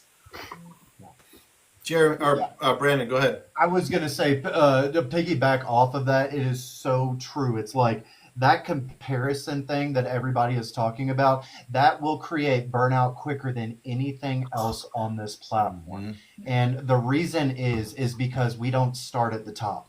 Everybody on this platform started at the exact same join TikTok button. We did not start with 50,000 followers. We didn't start with 50 million followers. So when you start looking at creators that they've got 180,000 followers, and you are trying to think, why isn't my content performing like the content that they just posted today? Don't look at that. Go all the way down to the very bottom of their page and look at the videos and content that they created when they first started on this app, and you're going to see a massive improvement from when they first started to where they are now. So don't fall into that comparison trap, because that will burn you out quicker than anything else. Awesome. Tori. Real quick, I would say, one, it is so important to build your foundation. I have watched so many creators come to the top and fall to the top. Being on this app as long as I have, people come and people go. They can have that instant success with TikTok, and if you don't have that foundation, you're gonna fall off when the algorithm stops pushing you. For your first 90 days as a creator, TikTok is going to push you as a new creator. And after that, you're on your own. So it is really, really, really, really important during your first 90 days to build that foundation. Learn as much about it. Learn as much about TikTok as you can. Another thing is, instead of comparing yourself to, why does Jeremy get this many? Why does Social Sprout get this many? Use them to your advantage. Social Sprout has a great analytics community. If you're struggling and I may not know the answer, instead of being like, I want to be the best analytics person, use him as a resource and say, hey, help my people. Tell me the things that use him as a resource instead of saying, I'm going to outrun him, and I'm going to be the best that I can be. Use him as a resource, or having somebody that has 200 people in the room. If you are struggling with a number, use them be like, hey, I can introduce you to Jennifer. She has a really popping room, or she has really good sales, So instead of competing with people, network with them. Before anybody jumps in real quick, something I love about this group of people, I think we have 4 different agencies represented here, and we don't care.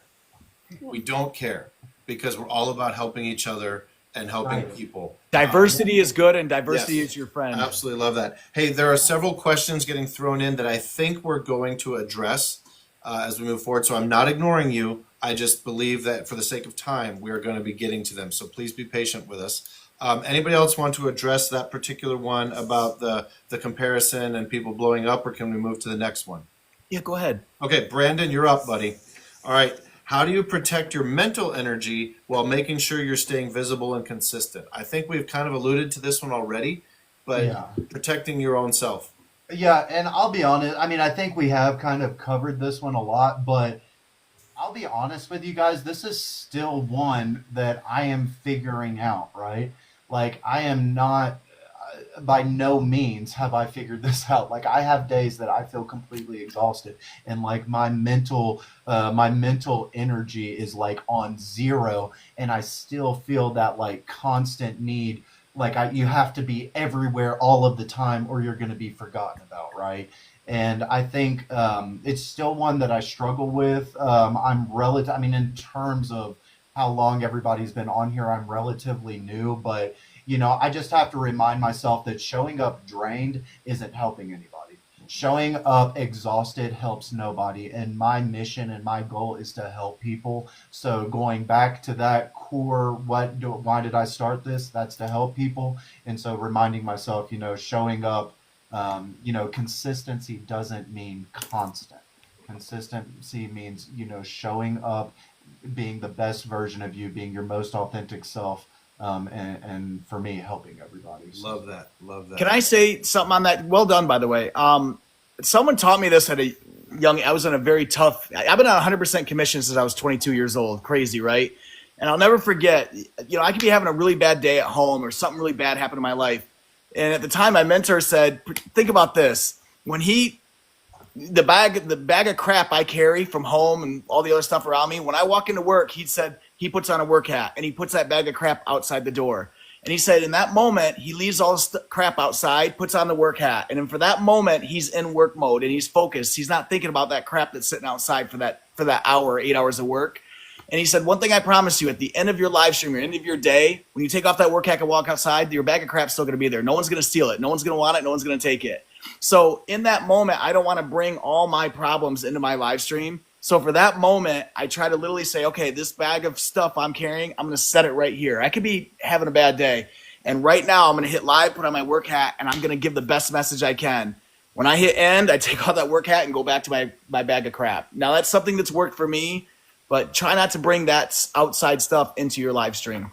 Love it. Love it. Jennifer, just a sec. You can come up. I just want to quickly say thank you to everybody who's been tapping the screen, sharing this out. You guys are incredible. I just want to recognize you guys have been committed. Many of you have been here the entire time. So thank you. Jennifer, go ahead.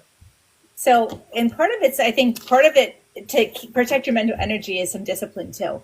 Because when I first joined TikTok Shop and I hit like 5,000, I think when you can be like full, benefits of TikTok Shop, you're not restricted. Right around the same time as I had one product that kind of took off a little bit. And so they have all these samples. And so I'm like going through, I'm like, okay, cool. Because I just thought, well, just apply for all these things and, you'll get whatever you get. Well, I applied for them, that thing took off, and then I got all of them. And I had to travel for like 8 days away from work. And I came back and I had like all these videos, all these samples and things to do. And I had like 5 days to do them. And I was like in this sample hell of like, oh my God, and the pressure and I was just like going crazy. And I'm like, oh my God. And like the biggest lesson was like, okay, think before you do things and like make sure that you don't put too much on yourself. So whether it's going live, like if your thing is live, maybe it's not live every day.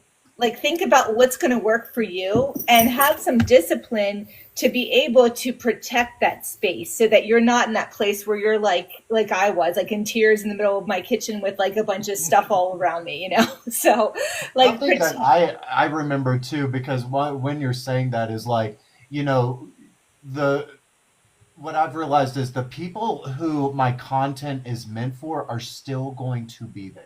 They are still going to be there, and your impact doesn't get diminished and it doesn't disappear if you choose to rest. Because your audience, the people that are meant to be in your audience are in your audience, I promise. Very specific question here for Jennifer that's relevant right now, and maybe somebody else can answer. But what happens if you don't do the product video that you got sent the sample for? if you don't do it. So, if you keep not doing, so like there's a score, and there's a score that like just shows like how well that you, once you get a sample, that you actually perform or you do those videos, right? And there's a score, and Tori might be able to go if she knows a little bit more of the exact method of this. But try to do it. Some of the different brands will send you like threatening messages. Like you can extend it. I saw somebody said you can ask for an extension, and I know that now. When I was going through that, I didn't even know that. I was just like, I thought it was hard and fast. I had to do it. But you want to, if you're going to take somebody's stuff, okay, for free, a sample, they're going to offer you something. You want to do what your commitment was, okay, which was to make that video. Now, there could be times where like I don't like endorsing things. In the beginning, is that I had all these things and I felt pressured, and I was kind of talking about things I didn't really want to. I don't want to endorse things that I don't like. Okay. And I got a pair of shorts and they were too big. They said to order up. Well, I ordered up and they were like, they were ridiculous looking. Right. And so like I asked TikTok, I'm like, what do I do? Like, I can't wear them. They look silly. Like they're like, don't worry about it. And they put it away. Well, the manufacturer, they can message you and they're like, well, what are you doing? And we're going to put you on a blacklist and nobody's going to give you samples anymore. And I'm like, what? And so under duress, I just did a video with the shorts, like laying on a chair. And, and like now I know that I don't have to do that, but, you can be bullied too. So it's really, and there's not like a lot of rules that, like you have to learn as you go. So like getting all of this information, it's one of those things where like you start and you don't know it. So, those are the things that you have to watch out for, but it's not life or death. Okay. If you don't do it, you don't do it. Ask for an extension, TikTok will give you another, I think it's another week or something like that to do it. But if you're going to ask for a sample, it's just integrity. Like if somebody's going to give you something, do it in return, but be honest. If you're like, hey, I ordered this, I'm not really a fan, but you might be, that's okay. Like you can be honest, but just. I think those honest reviews probably get pretty good views too. I've seen some really good ones out there. Yep. So I think, I don't want to say that I love something if I really don't, but if I do, I'll jump on it right away and be like, wow, this is amazing. This is so cool, One more TikTok shop question, Jennifer, while you're here, and if somebody else has the answer, let me know. Is there a certain thing you have to do to finally get approved to get a sample? We got some people who've been requesting them and not getting them. Is there a telltale moment, or is it hit or miss? I know GMV has something to do with it because that's what happened to me as soon as I got some. That's the amount of sales you do. Okay. So that's, to explain it. But if you start selling stuff, all of a sudden you're going to get all those samples. Now, TikTok Shop just started with these rankings. They have like, they have bronze, silver, gold, that continues, and that's based on GMV too, and it's something that sellers can see. But that's really what it is. There's some people that will auto-approve samples, like everyone, but I believe right now they just changed it. If you're under 5,000 followers, you have to get a refundable sample. So, to me, the best thing is find something you really love that you've gotten from TikTok Shop, okay, and start there. And if you see something you really want, put it in your showcase. Okay. And if it's, something you really like, because that's what's going to be authentic anyway. Don't be like me and, get all kinds of crazy stuff and, get overwhelmed. So I would start with something I really like. All right. I'm going to make an executive decision and move us to our next question because we're a little bit behind schedule. So here we go. Jeremy, you and I spoke about this yesterday. And I'm going to ask you to take the lead on this. And I've talked to all of you about this. So this is a big deal. How do you ever feel obligated to support people in their lives or their battles with the GIFTS word? I don't know if you're allowed to say it or not. I've heard people do that. Does that mental turmoil, does that contribute to burnout? Do you feel pressure to give back to people, to do things for people? Go ahead, sir. Yeah. The bigger I've grown, the more connections and more friends I've gotten, right? I'll be honest, I have an emotional drain and letdown. There's days where I've had to be in 15 battles in 3 or 4 days. And it gets expensive. And if I don't make one of them, I feel like I just let them down. If I'm not somewhere in the middle of the top gifter, I just feel like I crush them and let them down. Yes, it gets me. So there are times now, if I have 15 battles in a week, it breaks my heart, but I may have to take 1,000 coins and spread it through 15 battles. But no matter what, I found if I get like drained and don't show up to a battle, now it looks like I don't care. So even if I am nothing left in my coins, I will still show up and tap away and put comments in to try to help motivate. But yes, it's something that drives on me because I've had a lot of people help me in my battles, and I literally try to hit so many. And being in 30 live streams a day, I had to put a boundary that I couldn't spend more than 10,000 coins a day because I was going way over that. So the obligation I have to people now, I will be there for you as much as I can.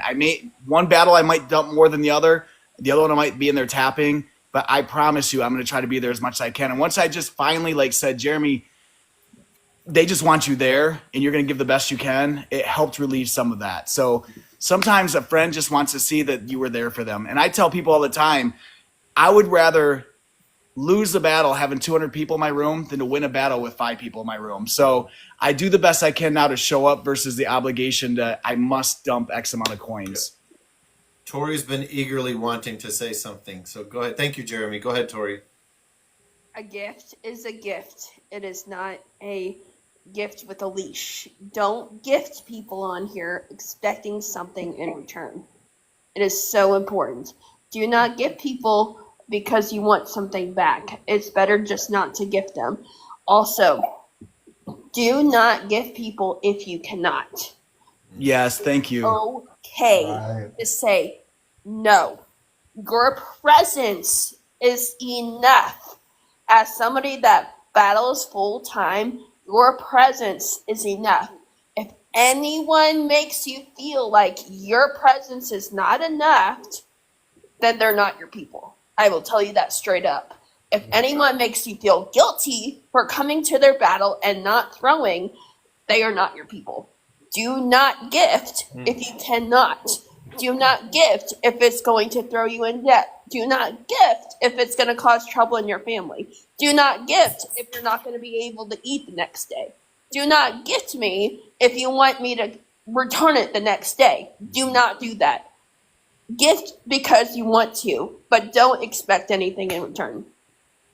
That's all. Yeah, and I Well think said. because when you start tying that obligation to a gift, it's going to create such a sense of pressure on you that you are not going to want to go into anybody else's live. You will be nervous to even get onto the FYP. And when you see your friends on live, you're going to be like, oh no, you're going to scroll by really quick when they're not even out there asking for anything. But because you feel this sense of pressure and obligation that you have put on yourself to gift people and to, show up, because I'm going to tell you, everybody on here, we are only going to get bigger and bigger and bigger. There is no way possible for us to keep up with 85,000 people all in one thing, right? So, yeah, like Tori was saying, don't put that pressure on you. Don't feel obligated. And if someone is out there, a live streamer is out there pressuring you to do that, just kind of step back a little bit and reevaluate. Do I want to be in this person's circle? Do I want to be in someone's circle who is going to pressure me to do that? Yeah. Hey, thank you. I want to tell you, I'll make it 20 seconds. Okay. About the pressure part too. First of all, yes, this is the thing I'm struggling with. If anyone, because I've had people tell me that, I just collect all these coins and keep them. I'm a level 32 and a half gifter badge in 10 weeks, guys. I mean, I've spent almost 1.4 million diamonds. So I feel the pressure every day and I feel I want to help. So I will continue to help, but Tori and Social Sprout, it helps a little bit to say, give what you can, don't give everything you got. I'm starting to realize that now. Second, about what Social Sprout said, I've seen this happen on the platform a lot. If I'm going live, or let's say Tori goes live and maybe I don't agree with her message and maybe whatever it is, I'm not going to badger her. I'm not going to negative comment. I'm not going to bash her. I'm just going to say, you know what? This isn't for me, but she is for somebody. I'm going to scroll on and move on. I'm not going to dwell on that. Same with me. Like, if you don't like me, you don't have to say, wow, I'm going to take this guy down. It's, you know what? This doesn't resonate with me, but it might with someone else. That alone takes pressure off too, because there's so many people that say, I don't like his message, so let's take him down. Well, that message may not have been for you.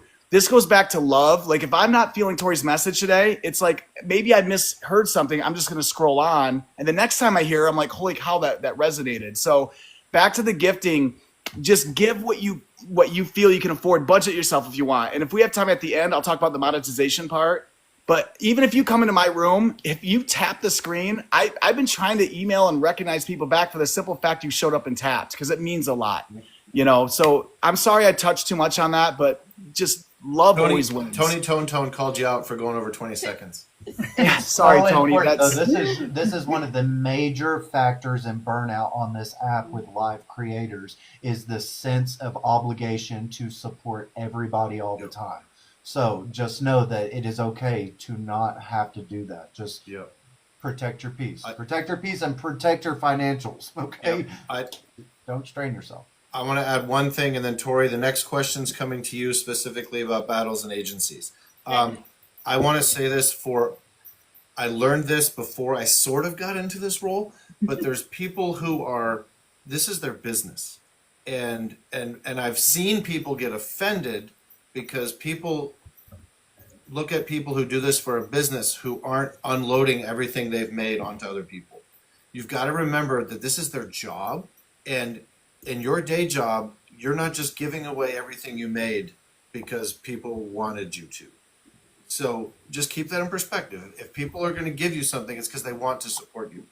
There shouldn't be an expectation of that. So just remember that perspective on people, because I learned that early, and now I hope people would have that of me as we move forward. So, okay. I hope that made sense. It did in my head. Tori, would you talk about agencies? How do people get them? Do the agencies come after you? Do they come after them? And then even how agencies do battles, and then we'll let the others talk about it. Absolutely. So all of us in this panel are all part of different agencies, and I think that every agency provides different value. Whether you're in gaming, whether you're in TikTok Shop, whether you're in battles, whether you're in content creation, every agency has its perks, and it has its downfalls, and it has its perks. The thing with agencies is TikTok recommends you to have an agency. If you get a violation, it doesn't matter what you do. It will take your gifting percentage down to 20% automatically. So that is a huge, huge, huge hit for a creator, especially if you want to do this full time like I do. So an agency, there are a lot of different perks with agencies. I can speak for mine, and then they can speak for theirs. I am the manager and basically the co-leader I partner with my friend Ella, and we run our own agency. We are all about content and training you on content, of teaching you how to go live, how to monetize. We give you weekly training, one-on-one training that is available to you from the moment that you start. Our agents, I was part of a different agency before I started my own. Our agency is not about diamond count. From the moment you get in, you are getting assistance. We have one-on-one training available. We will, if we ever set a goal for you, we will give you step-by-step of how to do that. Not every agency is like that, though. So it is so important to do your research. Once you leave an agency and you've been in there for more than 15 days, you have to wait 90 days before you can join another agency.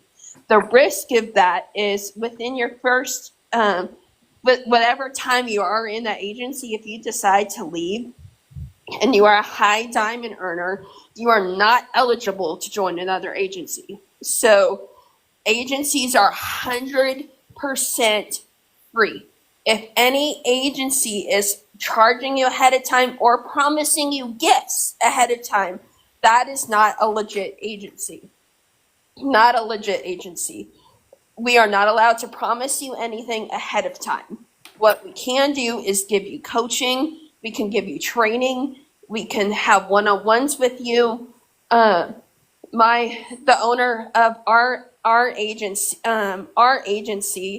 has 740,000 followers and 6.7 million likes. So to get to that level and to have somebody of that caliber teaching you how to make content, how to have productive lives is huge. And then I'm a lot in the, I'm in the battle world. So it's kind of like the perfect combination of battles and content and lives, the key to success. We've both been doing this for 5, 6. Ella's been doing it for 6 years. I've been doing it for 5 years. So we are all about helping the creators learn how to really do this full time and make this successful for you. But yeah, agencies are 100% free.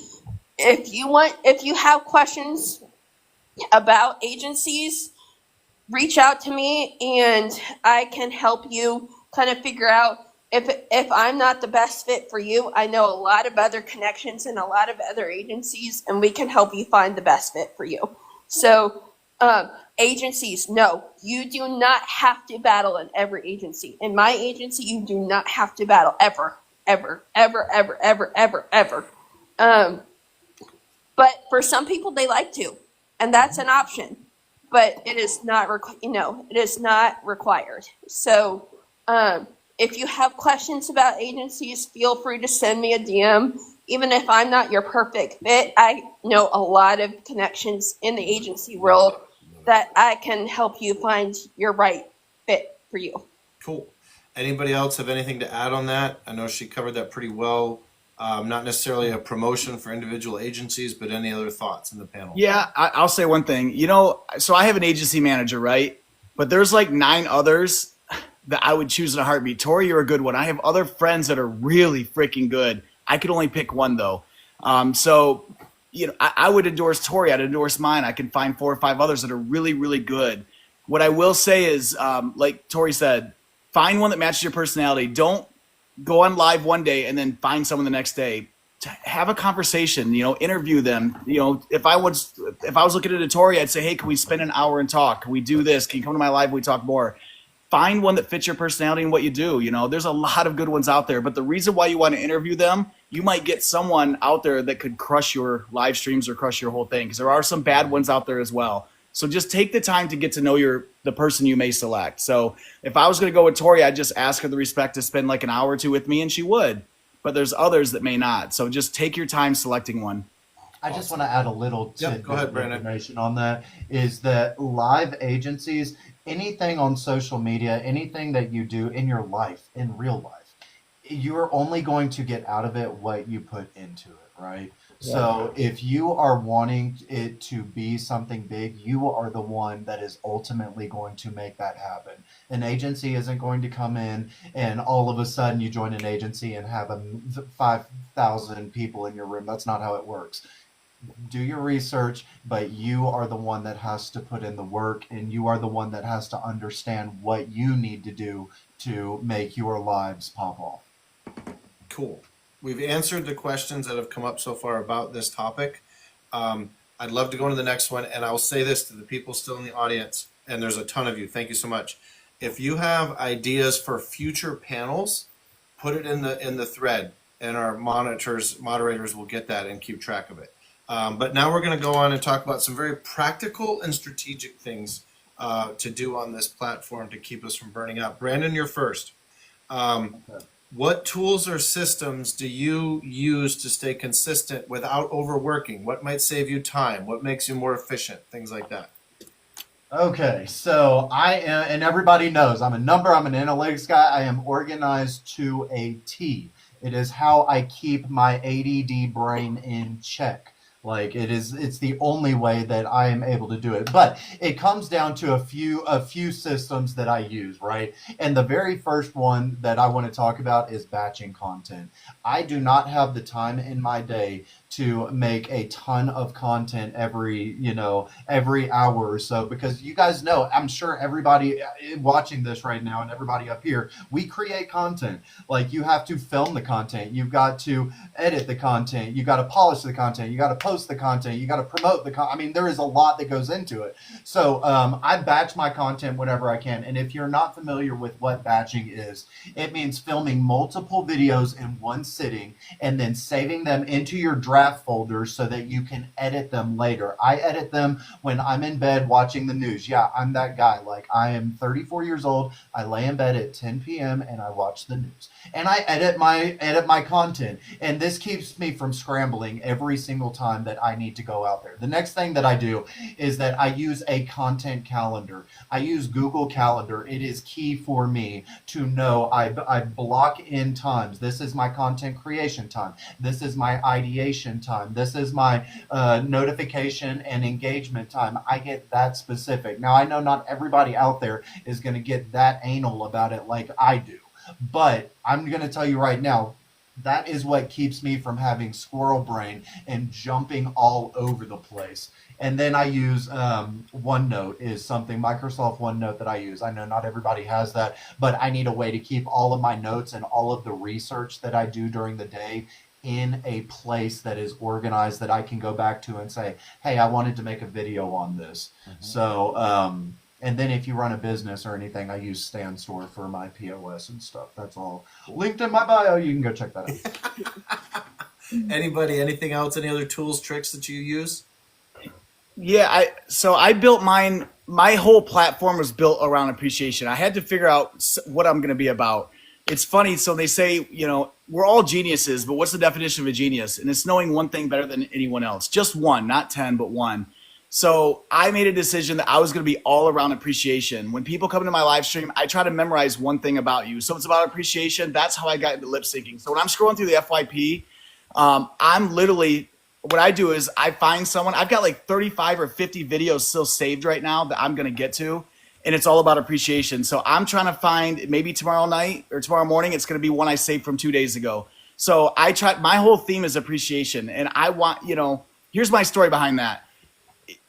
Someone's making $30 an hour at a job, right? They end up leaving that job to go work across the street for $25 an hour. Less money, they're happier and more production. The reason why would you want to go to a job where your boss didn't appreciate you, your employees didn't appreciate you, the people around you didn't appreciate you? It gets old, right?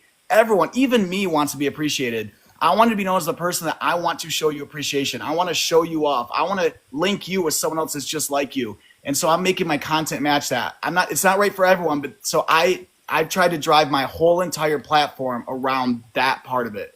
And I do appreciate you guys, but I want other people to know about you as well. So that's kind of what I've done, and I've been sticking with that method. Love it. Anybody else? Jennifer? ChatGPT when my brain doesn't work. It helps me be creative because there's so many, especially for a product, you're like, you can only say so many things. So like I have a script now, and this is thank you to my my TikTok shop coach actually, but using like, so what's the product, explaining what the product is, maybe having a link to it, like who's the audience, like what's my experience been with the product, like some tips on the price, some things like that. And then looking at the different, stages in the funnel. So are we trying to do a story? Are we introducing it? And I don't follow it verbatim, but it helps me spark some ideas and helps me, just because after a while, sometimes it just gets stale and you can, like, you're looking at it, you're like, I can only say so many things, right? And so how can you, and what is that message? Like if it's something that is flooded on TikTok, okay, and everybody knows what they are already, bottom of funnel messaging might be better. If it's something that's brand new to TikTok shop, you have to introduce and educate people.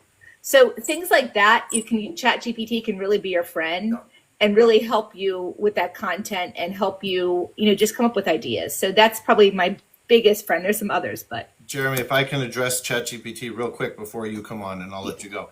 I have become a bit of a ChatGPT expert.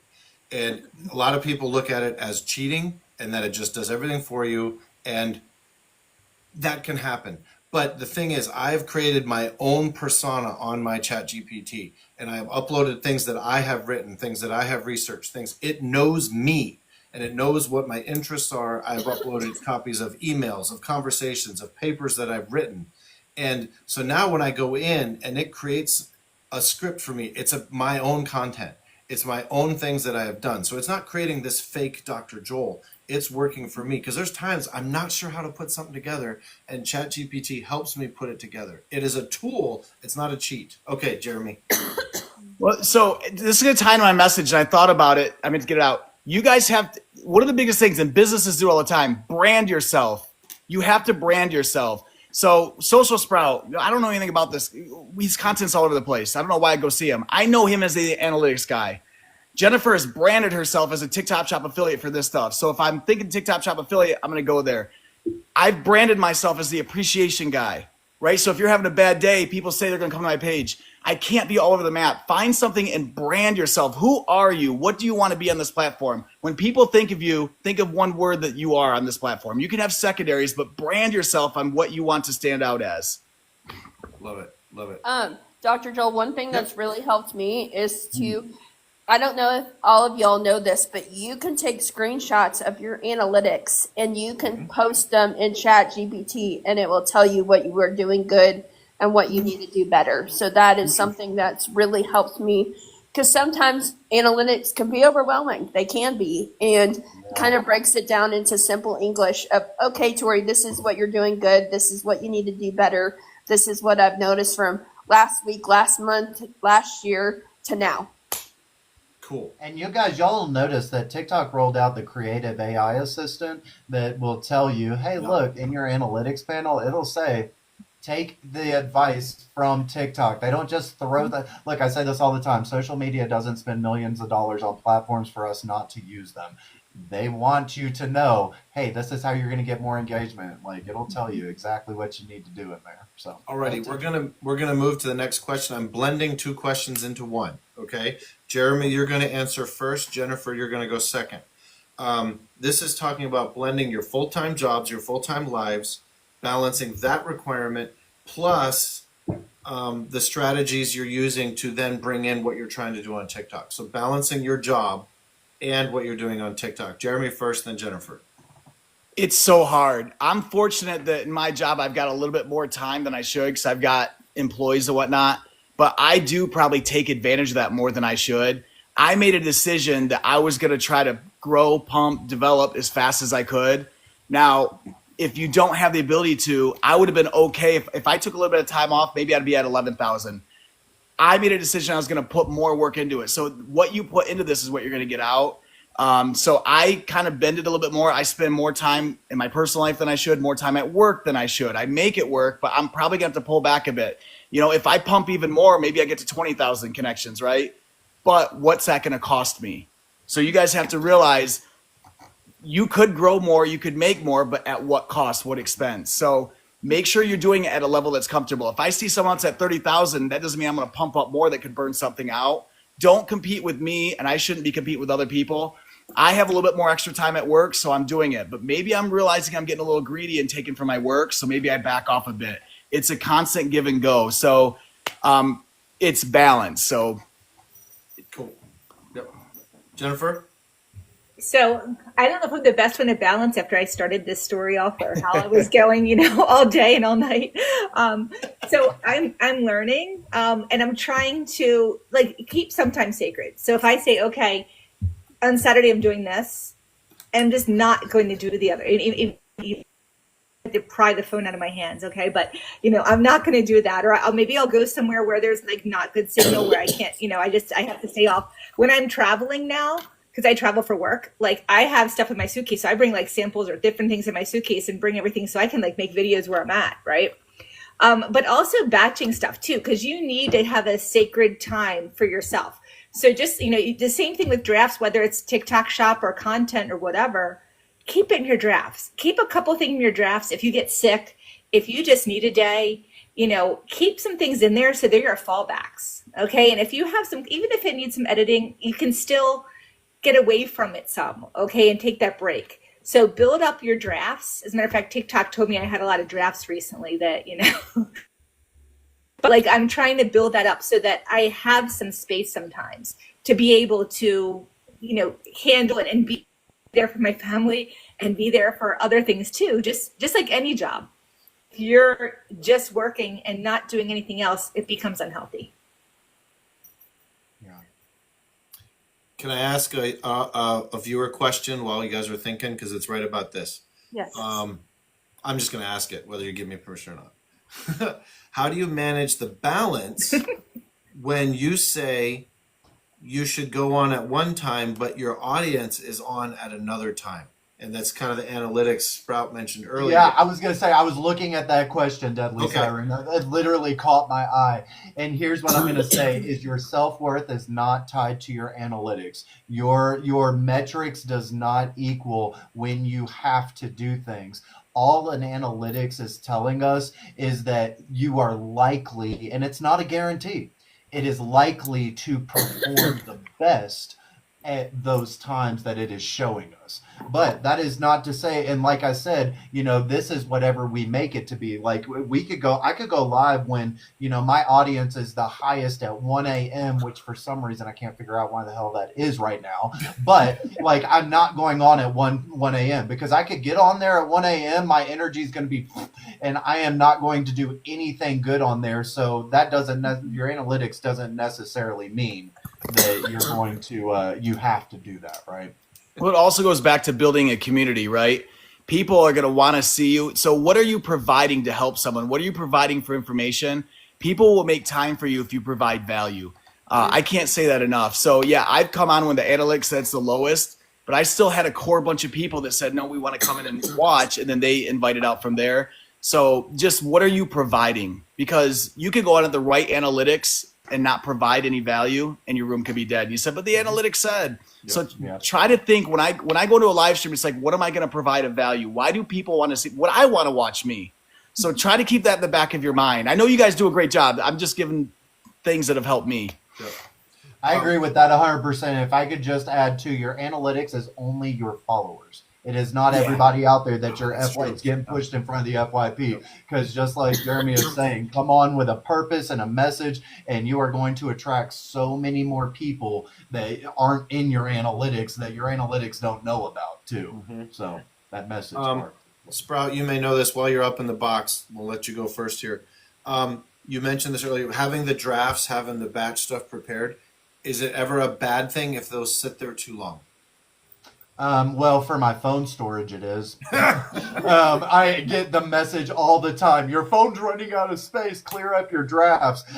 No, I can't tell you definitively if it's a bad thing. For me, it hasn't been a bad thing. I don't see why it would be. But if anybody else knows, it hurts your storage. I'll tell you. Okay, but not the algorithm. Nope. Okay, Tori says absolutely not. Okay, hey, we're gonna go into some personal reflection now. Okay, we've been asking the questions as we're going through, and this is now things we've learned about ourselves and just about this platform as we go through. The first question, I'm actually going to answer this first one first. What advice would you give to your past self when you first started on TikTok? This is a little bit about my story. When I first started on here was the same time the whole mass following thing started. And I came on to be a TikTok shop affiliate person and to make money to pay some bills. Like that was my goal. And I jumped into that and I was full in and numbers grew, but nothing happened. So I would tell myself to do what I'm doing now, what these people have taught me over here, engage the right way. I am intentionally following slowly now because I want to find the right people. Jeremy and I had a conversation yesterday about an hour on the phone. And Sorry. no, it was awesome. It was awesome. And it just, every conversation I have just realigns me a little bit more. And I learned some new things. So engage with people, but that's my biggest thing is engagement is the key. And genuine, honest stuff. Like go in when you see a video, go in and comment, not just on the person, but other comments in there and be relevant comments. Like I see people come in and going, I'm here for support. Like, thank you, but look at the video and look at the comments and make a comment that's relevant to that. Like, I think that's something I would have liked to have known from day one. So that's my thing there. Okay, whoever wants to go, jump on in. Yeah, I would say I would tell myself when I first started out, because I was so bad about this, stop overthinking everything and just start. Just start. I spent way too much time stressing over the little details, wondering if my content was perfect for the algorithm, if I was doing it right. When the key was successful people move fast and learn as they go. And that right there is just don't overthink it. That's what I would tell myself. Just figure it out as you go and just show up. Be consistent and show up and don't overthink it. It doesn't have to be perfect because we don't want perfect. We want the messy, ugly, sloppy me that shows up every day. That is who we connect with. That's what makes us authentic, right? Anybody else throw something in there? Yeah, I wish I'd have, gone live stream a little quicker or been in more. I was hesitant. I was scared. I was all the above too, right? Just know whether it's your content or your live stream, it's not your first, it's not your 10th, it's not your 20th that's going to be great. It's your 100th. Well, the only way to get to 100 is by doing 99. Yeah. So your first one, you got to know your first one's good. Compared to what? I always say when they say that my content's bad, compared to what? My live stream didn't go well, compared to what? You're thinking that. So your first one isn't going to be perfect. Your 10th one's not going to be perfect. But in order to get to that 100th one, you got to do 99 of them. And you start to evolve. Like, the only reason why I'm even here talking the way I am is because I've already had 95 live streams, right? So they're going to always develop and get better. But they can't develop and get better until you either post that content or go that live stream. Just do it. Just stick it out there. You have so many people that are going to want to support you. But, you're going to have 100% of your live streams empty, the ones you don't do. You're going to have 100% of your content not like the ones you don't post. So just do it. Yep. Anybody else? Jennifer? I think that actually the way I got here is okay because I had to learn the things along the way to get where I'm at. Okay. But one of the things is like understanding what your brand is and trying to make sure that that's what I'm learning right now. So I have a backup account. Okay. And I may even have another backup account and I want to do the hard work. So like the humanist stuff, that's who I am. I'm probably going to have to change the label on this account and make it TikTok shop and then do that stuff over there. Okay. Because again, it's creating a brand and it's consistency. And I want to do other things. Like I want to do some lives that aren't shop lives. And I want to do some things that are like, I want to do some things, but I'm going to have to do it over there. So I have the brand and consistency, but learning and figuring out like what resonated. Cause I do like the lives. It just doesn't fit with what I'm trying to achieve. And so I need to focus on one thing for a while to start getting better at it and then start going over the other, start putting that some and start trying to do some of these other things. Yeah. So I have to be consistent and I have to not overwhelm myself because I was like chaos theory before. I'm doing TikTok shop and I'm trying to do a live and I'm trying to do content and I'm trying to do all these things and you can't get good at anything that way. Mm-hmm. So like staying in a lane for a while and learning in that lane will help you. And, we can't all be like Jeremy and like, just go in right away and just blow up right away. Like, because Jeremy really spent and dedicated a lot of time to that. Right. But it's, I think staying in that line and getting good at that lane. And then if you want to diversify, fine. Again, create another account. I don't know, Tori, how many accounts can you have? You can have up to 8. Wow. Okay. So you have a lot of identities there you can have that are, at your fingertips, but it takes time to build. But I would never, ever want to have done TikTok shop without the engagement. Yeah. I still think that's like the core piece and that's what's key. And that's like what's so important to me. So, as I build the other account, I want to bring the same, like the core people over because I want to have those heart to hearts with them. And one of the other reasons this account's going to be my TikTok shop one is I DM on this account. I was banned from DMing like 3 years ago when I first started. I have no clue what I did because I didn't even talk to anyone. I just lurked. And so I don't know what I did. But evidently I never knew I had the violation. I never appealed it or anything. So I'm banned from DMing on this account. So, yep. But that's what I would do. I would, I appreciate the journey, but just redefine my brand. I'm going to pop in with a question because it applied to something I didn't know and trust right away early on that I wish I would have known, and then anybody can jump in. A lot of my friends go live when I'm able to go live. What do I do? For me, it took me a long time to realize TikTok's huge, and you go when you can go live. And and that's where it comes into, you've got to build your network, you've got to build your community, you have to build it beyond your initial circle of friends. Because if you never grow beyond that, then you're only going to be competing with your friends. And we don't want to compete. We want to have our own various levels of successes. So you have to build your community, you have to build your network beyond your close circle of friends. You don't have to leave them, but you need to grow bigger than that. So that's my thing. Anybody else have anything to say about what you would change or tell yourself? Go live, but I would say, if Dr. Joel and I were going live at the same time and I came in to show my support to him, I think it's really important to show respect too and not just say, I'm going live too, Dr. Joel. Like, you can come in and say, be polite and say, hi, how are you doing? How's your day? Check in. But you don't have to make a big announcement. Hey guys, I'm going live in Dr. Joel's room while he's trying to conduct a live. Yeah. You can be respectful in that and say, hi, Dr. Joel, I came in to check in. I hope you're having a great day. Maybe engage with a couple of people in his room, share out his live for a couple minutes, and then go on my own. I don't have to make a big announcement to detract people from his room to my room. And I think open communication is important with that too. So if Dr. Joel and I typically go live at the same time, and I have a really, really important event at that time that I need Dr. Joel at, I can say, hey, Dr. Joel, on Tuesday, I know that we typically go live at the same time, but this is a really important opportunity that TikTok has given me. Do you think today you could come and support me and I'll return that in the future?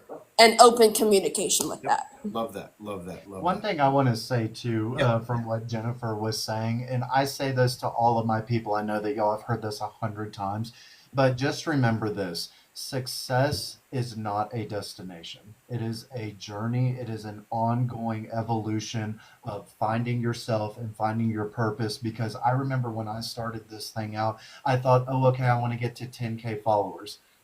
And I put this like ceiling or like this destination on it, and I didn't think, okay, well, what's after that, until I realized that building a community, that success isn't it's a journey. It's a journey that's going to evolve with you, and it's okay to evolve with it and allow it to evolve. That includes your niche. That includes, just like Jennifer was saying, like I want to do lives, but I want to do shop. You can do all of it. You can do all of it.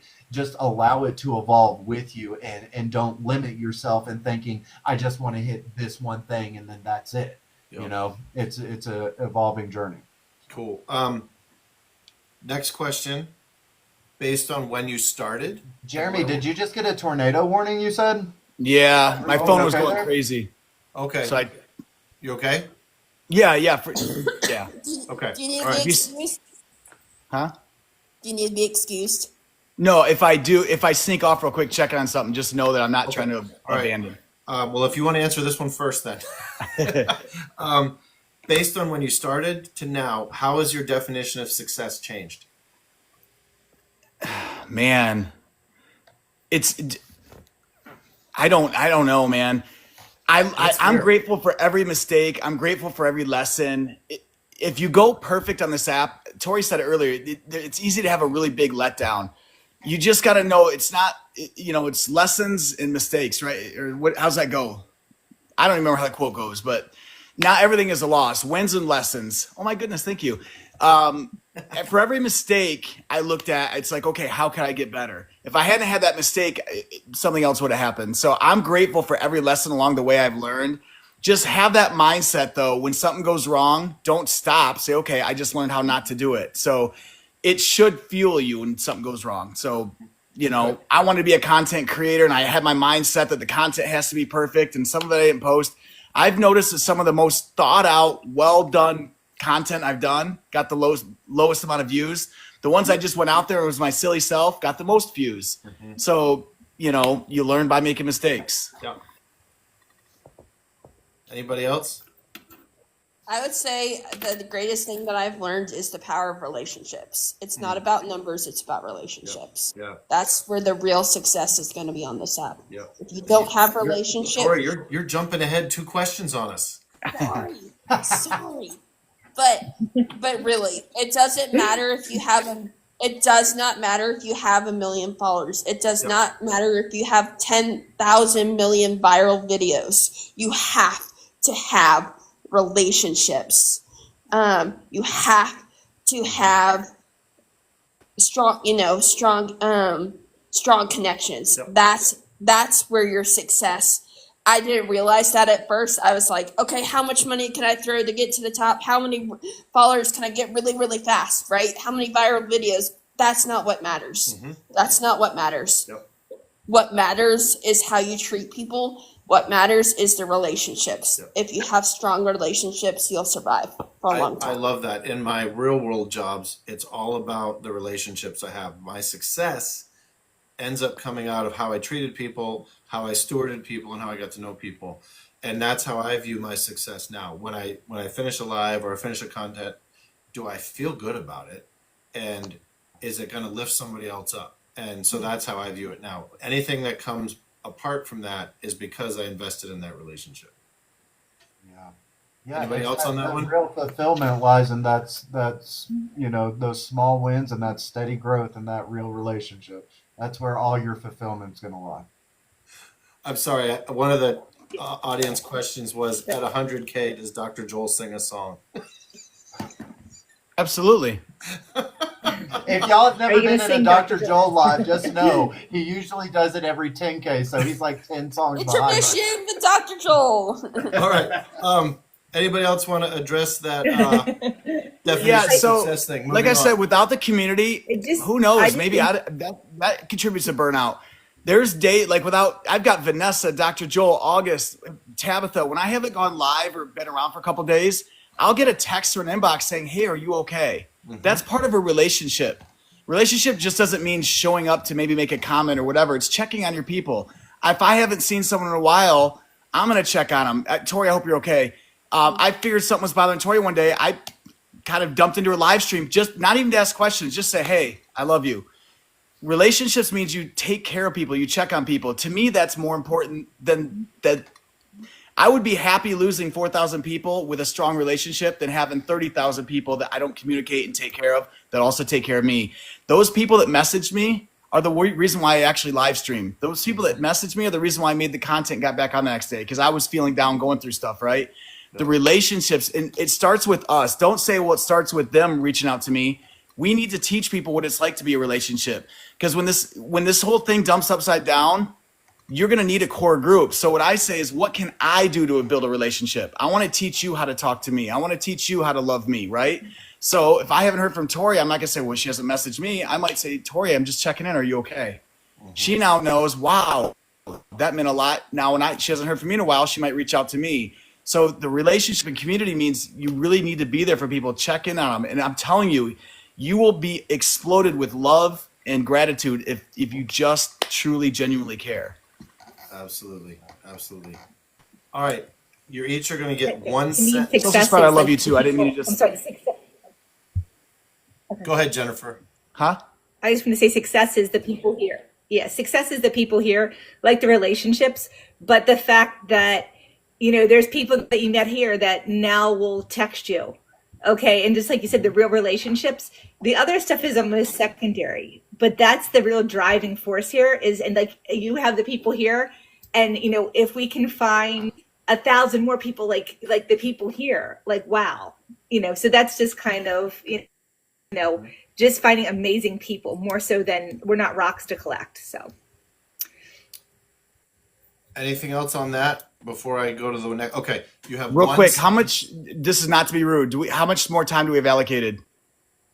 The most we're on severe last is about thing. 5 to 10 minutes out. I just want to let you know it's a possibility I could lose power. So We're I'm on really the very sorry, last thing. ladies and gentlemen. It's coming, like the lights are flickering now. So I just want to apologize if I abandon you guys. It's Yep. because I lost power. No problem. We thank you for being here. We're on the last topic, the last thing. You have one sentence answer. What advice would you give to a new content creator to take care of themselves? Be I yourself. can go. I would say stay true to yourself because your authenticity is your superpower and it will always attract the right people who resonate with you. Okay. One of the ladies. I always look at intent. Jeremy? I always look at intent. Is your intent pure or is your intent bad? Is my intent pure or is it bad? So, if I have an issue or I'm all these problems going on, I have to say, well, before I did that live stream or that post or whatever I did, was my intent to be good? If your intent is good, you stay in that lane and you can adjust and whatnot, but don't change who you are if your intent is good. If maybe I'm argumentative and things like that, I can say, okay, maybe I made the mistake on that. But yeah, like what Social Sprout said, it's so important that you as long as your intent is good, just keep pushing. Quit tomorrow. Just keep going. You will consistently learn and develop and grow. We all started from the bottom with one follower, right? If your intent is good and you just keep pushing, it's going to keep attracting more and more people just like you. Who's next? Me. Okay. I would say do not care what people think about you on this app. As long as you are doing what you feel is right in your heart, you don't have to be perfect all the time. We make mistakes, but stop caring what people think.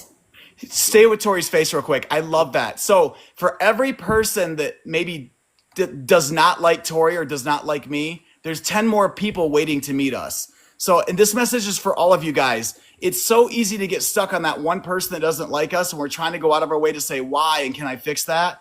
If it doesn't work out, for every person that maybe does not like you, say, okay, but there's 10 other people waiting. Don't focus on the ones that don't like you. Focus on the ones that can't wait to meet you that are just like you, okay? Because each of us is not perfect for everybody. Yep. Jennifer? I think, to me, I think it's just get very similar, being authentic, but finding your tribe. You'll find people that you resonate with, and like stick with them, give back to them, offer value back to them, so that because obviously a relationship, it's an exchange, a value exchange, right? That's what it is. But like when you're doing that, you're gonna find those people when you first start. If you can find some core good people, that means more than anything, because they're going to meet other people, and that's really how you're going to grow. And you're going to grow with people that you want to be around. And I think that's that would be the lesson for me. Love it. Love it. And I just want to say this because we're talking about balance and burnout. Listen, guys, when the pressure to perform outweighs the excitement that we started with on this app, that is when that is when know, hey, it is time to reevaluate, step back, and take a break. Always be excited to show up on here because this is fun for everybody, and that's how you build a community. But we all have the same thing in common. Remember why you started. Remember why you started, and be true to yourself. Love it. Love it. The last point we talked about making was the power of social media when used for good. And we've all witnessed it, used for bad. There's other platforms that are divisive and things like that. You can find that here if you look for it. But the thing I have been so wonderfully impressed and blessed by is the actual genuine friendships that have come out of this. And all of the people up here, genuine friends of mine, that I know I could reach out to if something came up. And I want everybody to remember that if you build genuine friendships, whatever your definition of success is, it's going to happen. You're going to move toward that. Any last thoughts, anybody? Any last thing you want to say? I'd love to ask this question. Successful Yep. panel because there's still 50 people up in this room, so Yeah. that's pretty cool. Tomorrow morning, if you woke up and you were given a superpower, whatever you want, a superpower, the only you had, this rare superpower, is that a good thing or a bad thing? I'll let the panel answer. Huh? Good thing. Good thing. Okay, good or bad? So social says good. It's how you use it. Yeah, it's a trick question. It's how what you you use use it, it for. If like you use anything. a superpower for bad, it's bad, right? So if you each one of us on this platform was given a superpower. And so it's up to us to use our superpower in this platform. We can choose to use it for good or we can choose to use it for bad. So I just want to really illustrate, we all were given a superpower. It's up to us to use it for good or bad. So I believe in all of you guys and I can't wait to see it. And that's how you're going to build your tribe. Have your superpower, but leave it for good. Absolutely love it. I would like to recognize our moderators who managed the chat tonight. Cody, Jenny J, Kathy Seaton, LJ, Moss Boss, Tommy Primetime, and Vanessa ran the and all things are happening on the screen now. This is cool. They ran the chat for us tonight. So thank you to all of you panelists. You guys were unbelievable. The expertise and the stuff that you brought to this was unbelievable. I'm humbled that I got to share the screen with you guys tonight and that we got to help some people deal with stuff that we really use. So I thank you. May I leave at the end with a poem that's my favorite? Yes, sir. Yeah. Is now a good time? You want me to Okay, wait? anything else? I just want to say, Dr. Joel, thank you, for Dr. doing Joel. Yes, thank you so much. I know I Yes. was super excited. The fact that you even messaged me and said, "Hey, would you like to be on a panel on March or on May 15th?" I was like, that's Mental Health Awareness Day, right? And it was just like everything just made sense. So thank you so much for having me and everybody else. Thank you guys for being here too. Y'all are amazing. Yeah, the best thing I can say is I remember how I met each one of you. And Social Sprout, it was amazing how I met you. Tori, it was a blessing. And Dr. Joel, like I told you in my live streams, I look up to you. You understand people so well, and it's your superpower. And I am blessed to be your friend, just so we're clear. Thank you. So Jeremy's going to end the night with his poem. I end all my lives with a phrase, so I'm going to say it now, and then Jeremy will do it, and then I'll shut this off. My phrase is, thank you, everybody, for coming in. There'd be no point in doing this without you. And I say, Dr. Joel out. Jeremy. Am I up next? Yes. All right, here we go, guys. This is what's helped me get through a lot of things in tough times. So here we go. Isn't it strange that princes and kings and clowns that caper in sawdust rings and the common folk like you and me are builders of eternity? Each is given a book of rules, a shapeless mass, and a set of tools. Each must build or time has flown, a stumbling block or a stepping stone. Each of us is given a book of rules and a set of tools at the beginning. That shapeless mass, the shapeless mass is all of our problems, our obstacles, and everything. And we can take the book of rules and set of tools and carve a stepping stone or a stumbling block. And I want you to think of that shapeless mass every time. What are we carving? Are we going to turn it into that stepping stone and say, I quit and I can't do it? Or are we going to learn from it and make it a stepping stone?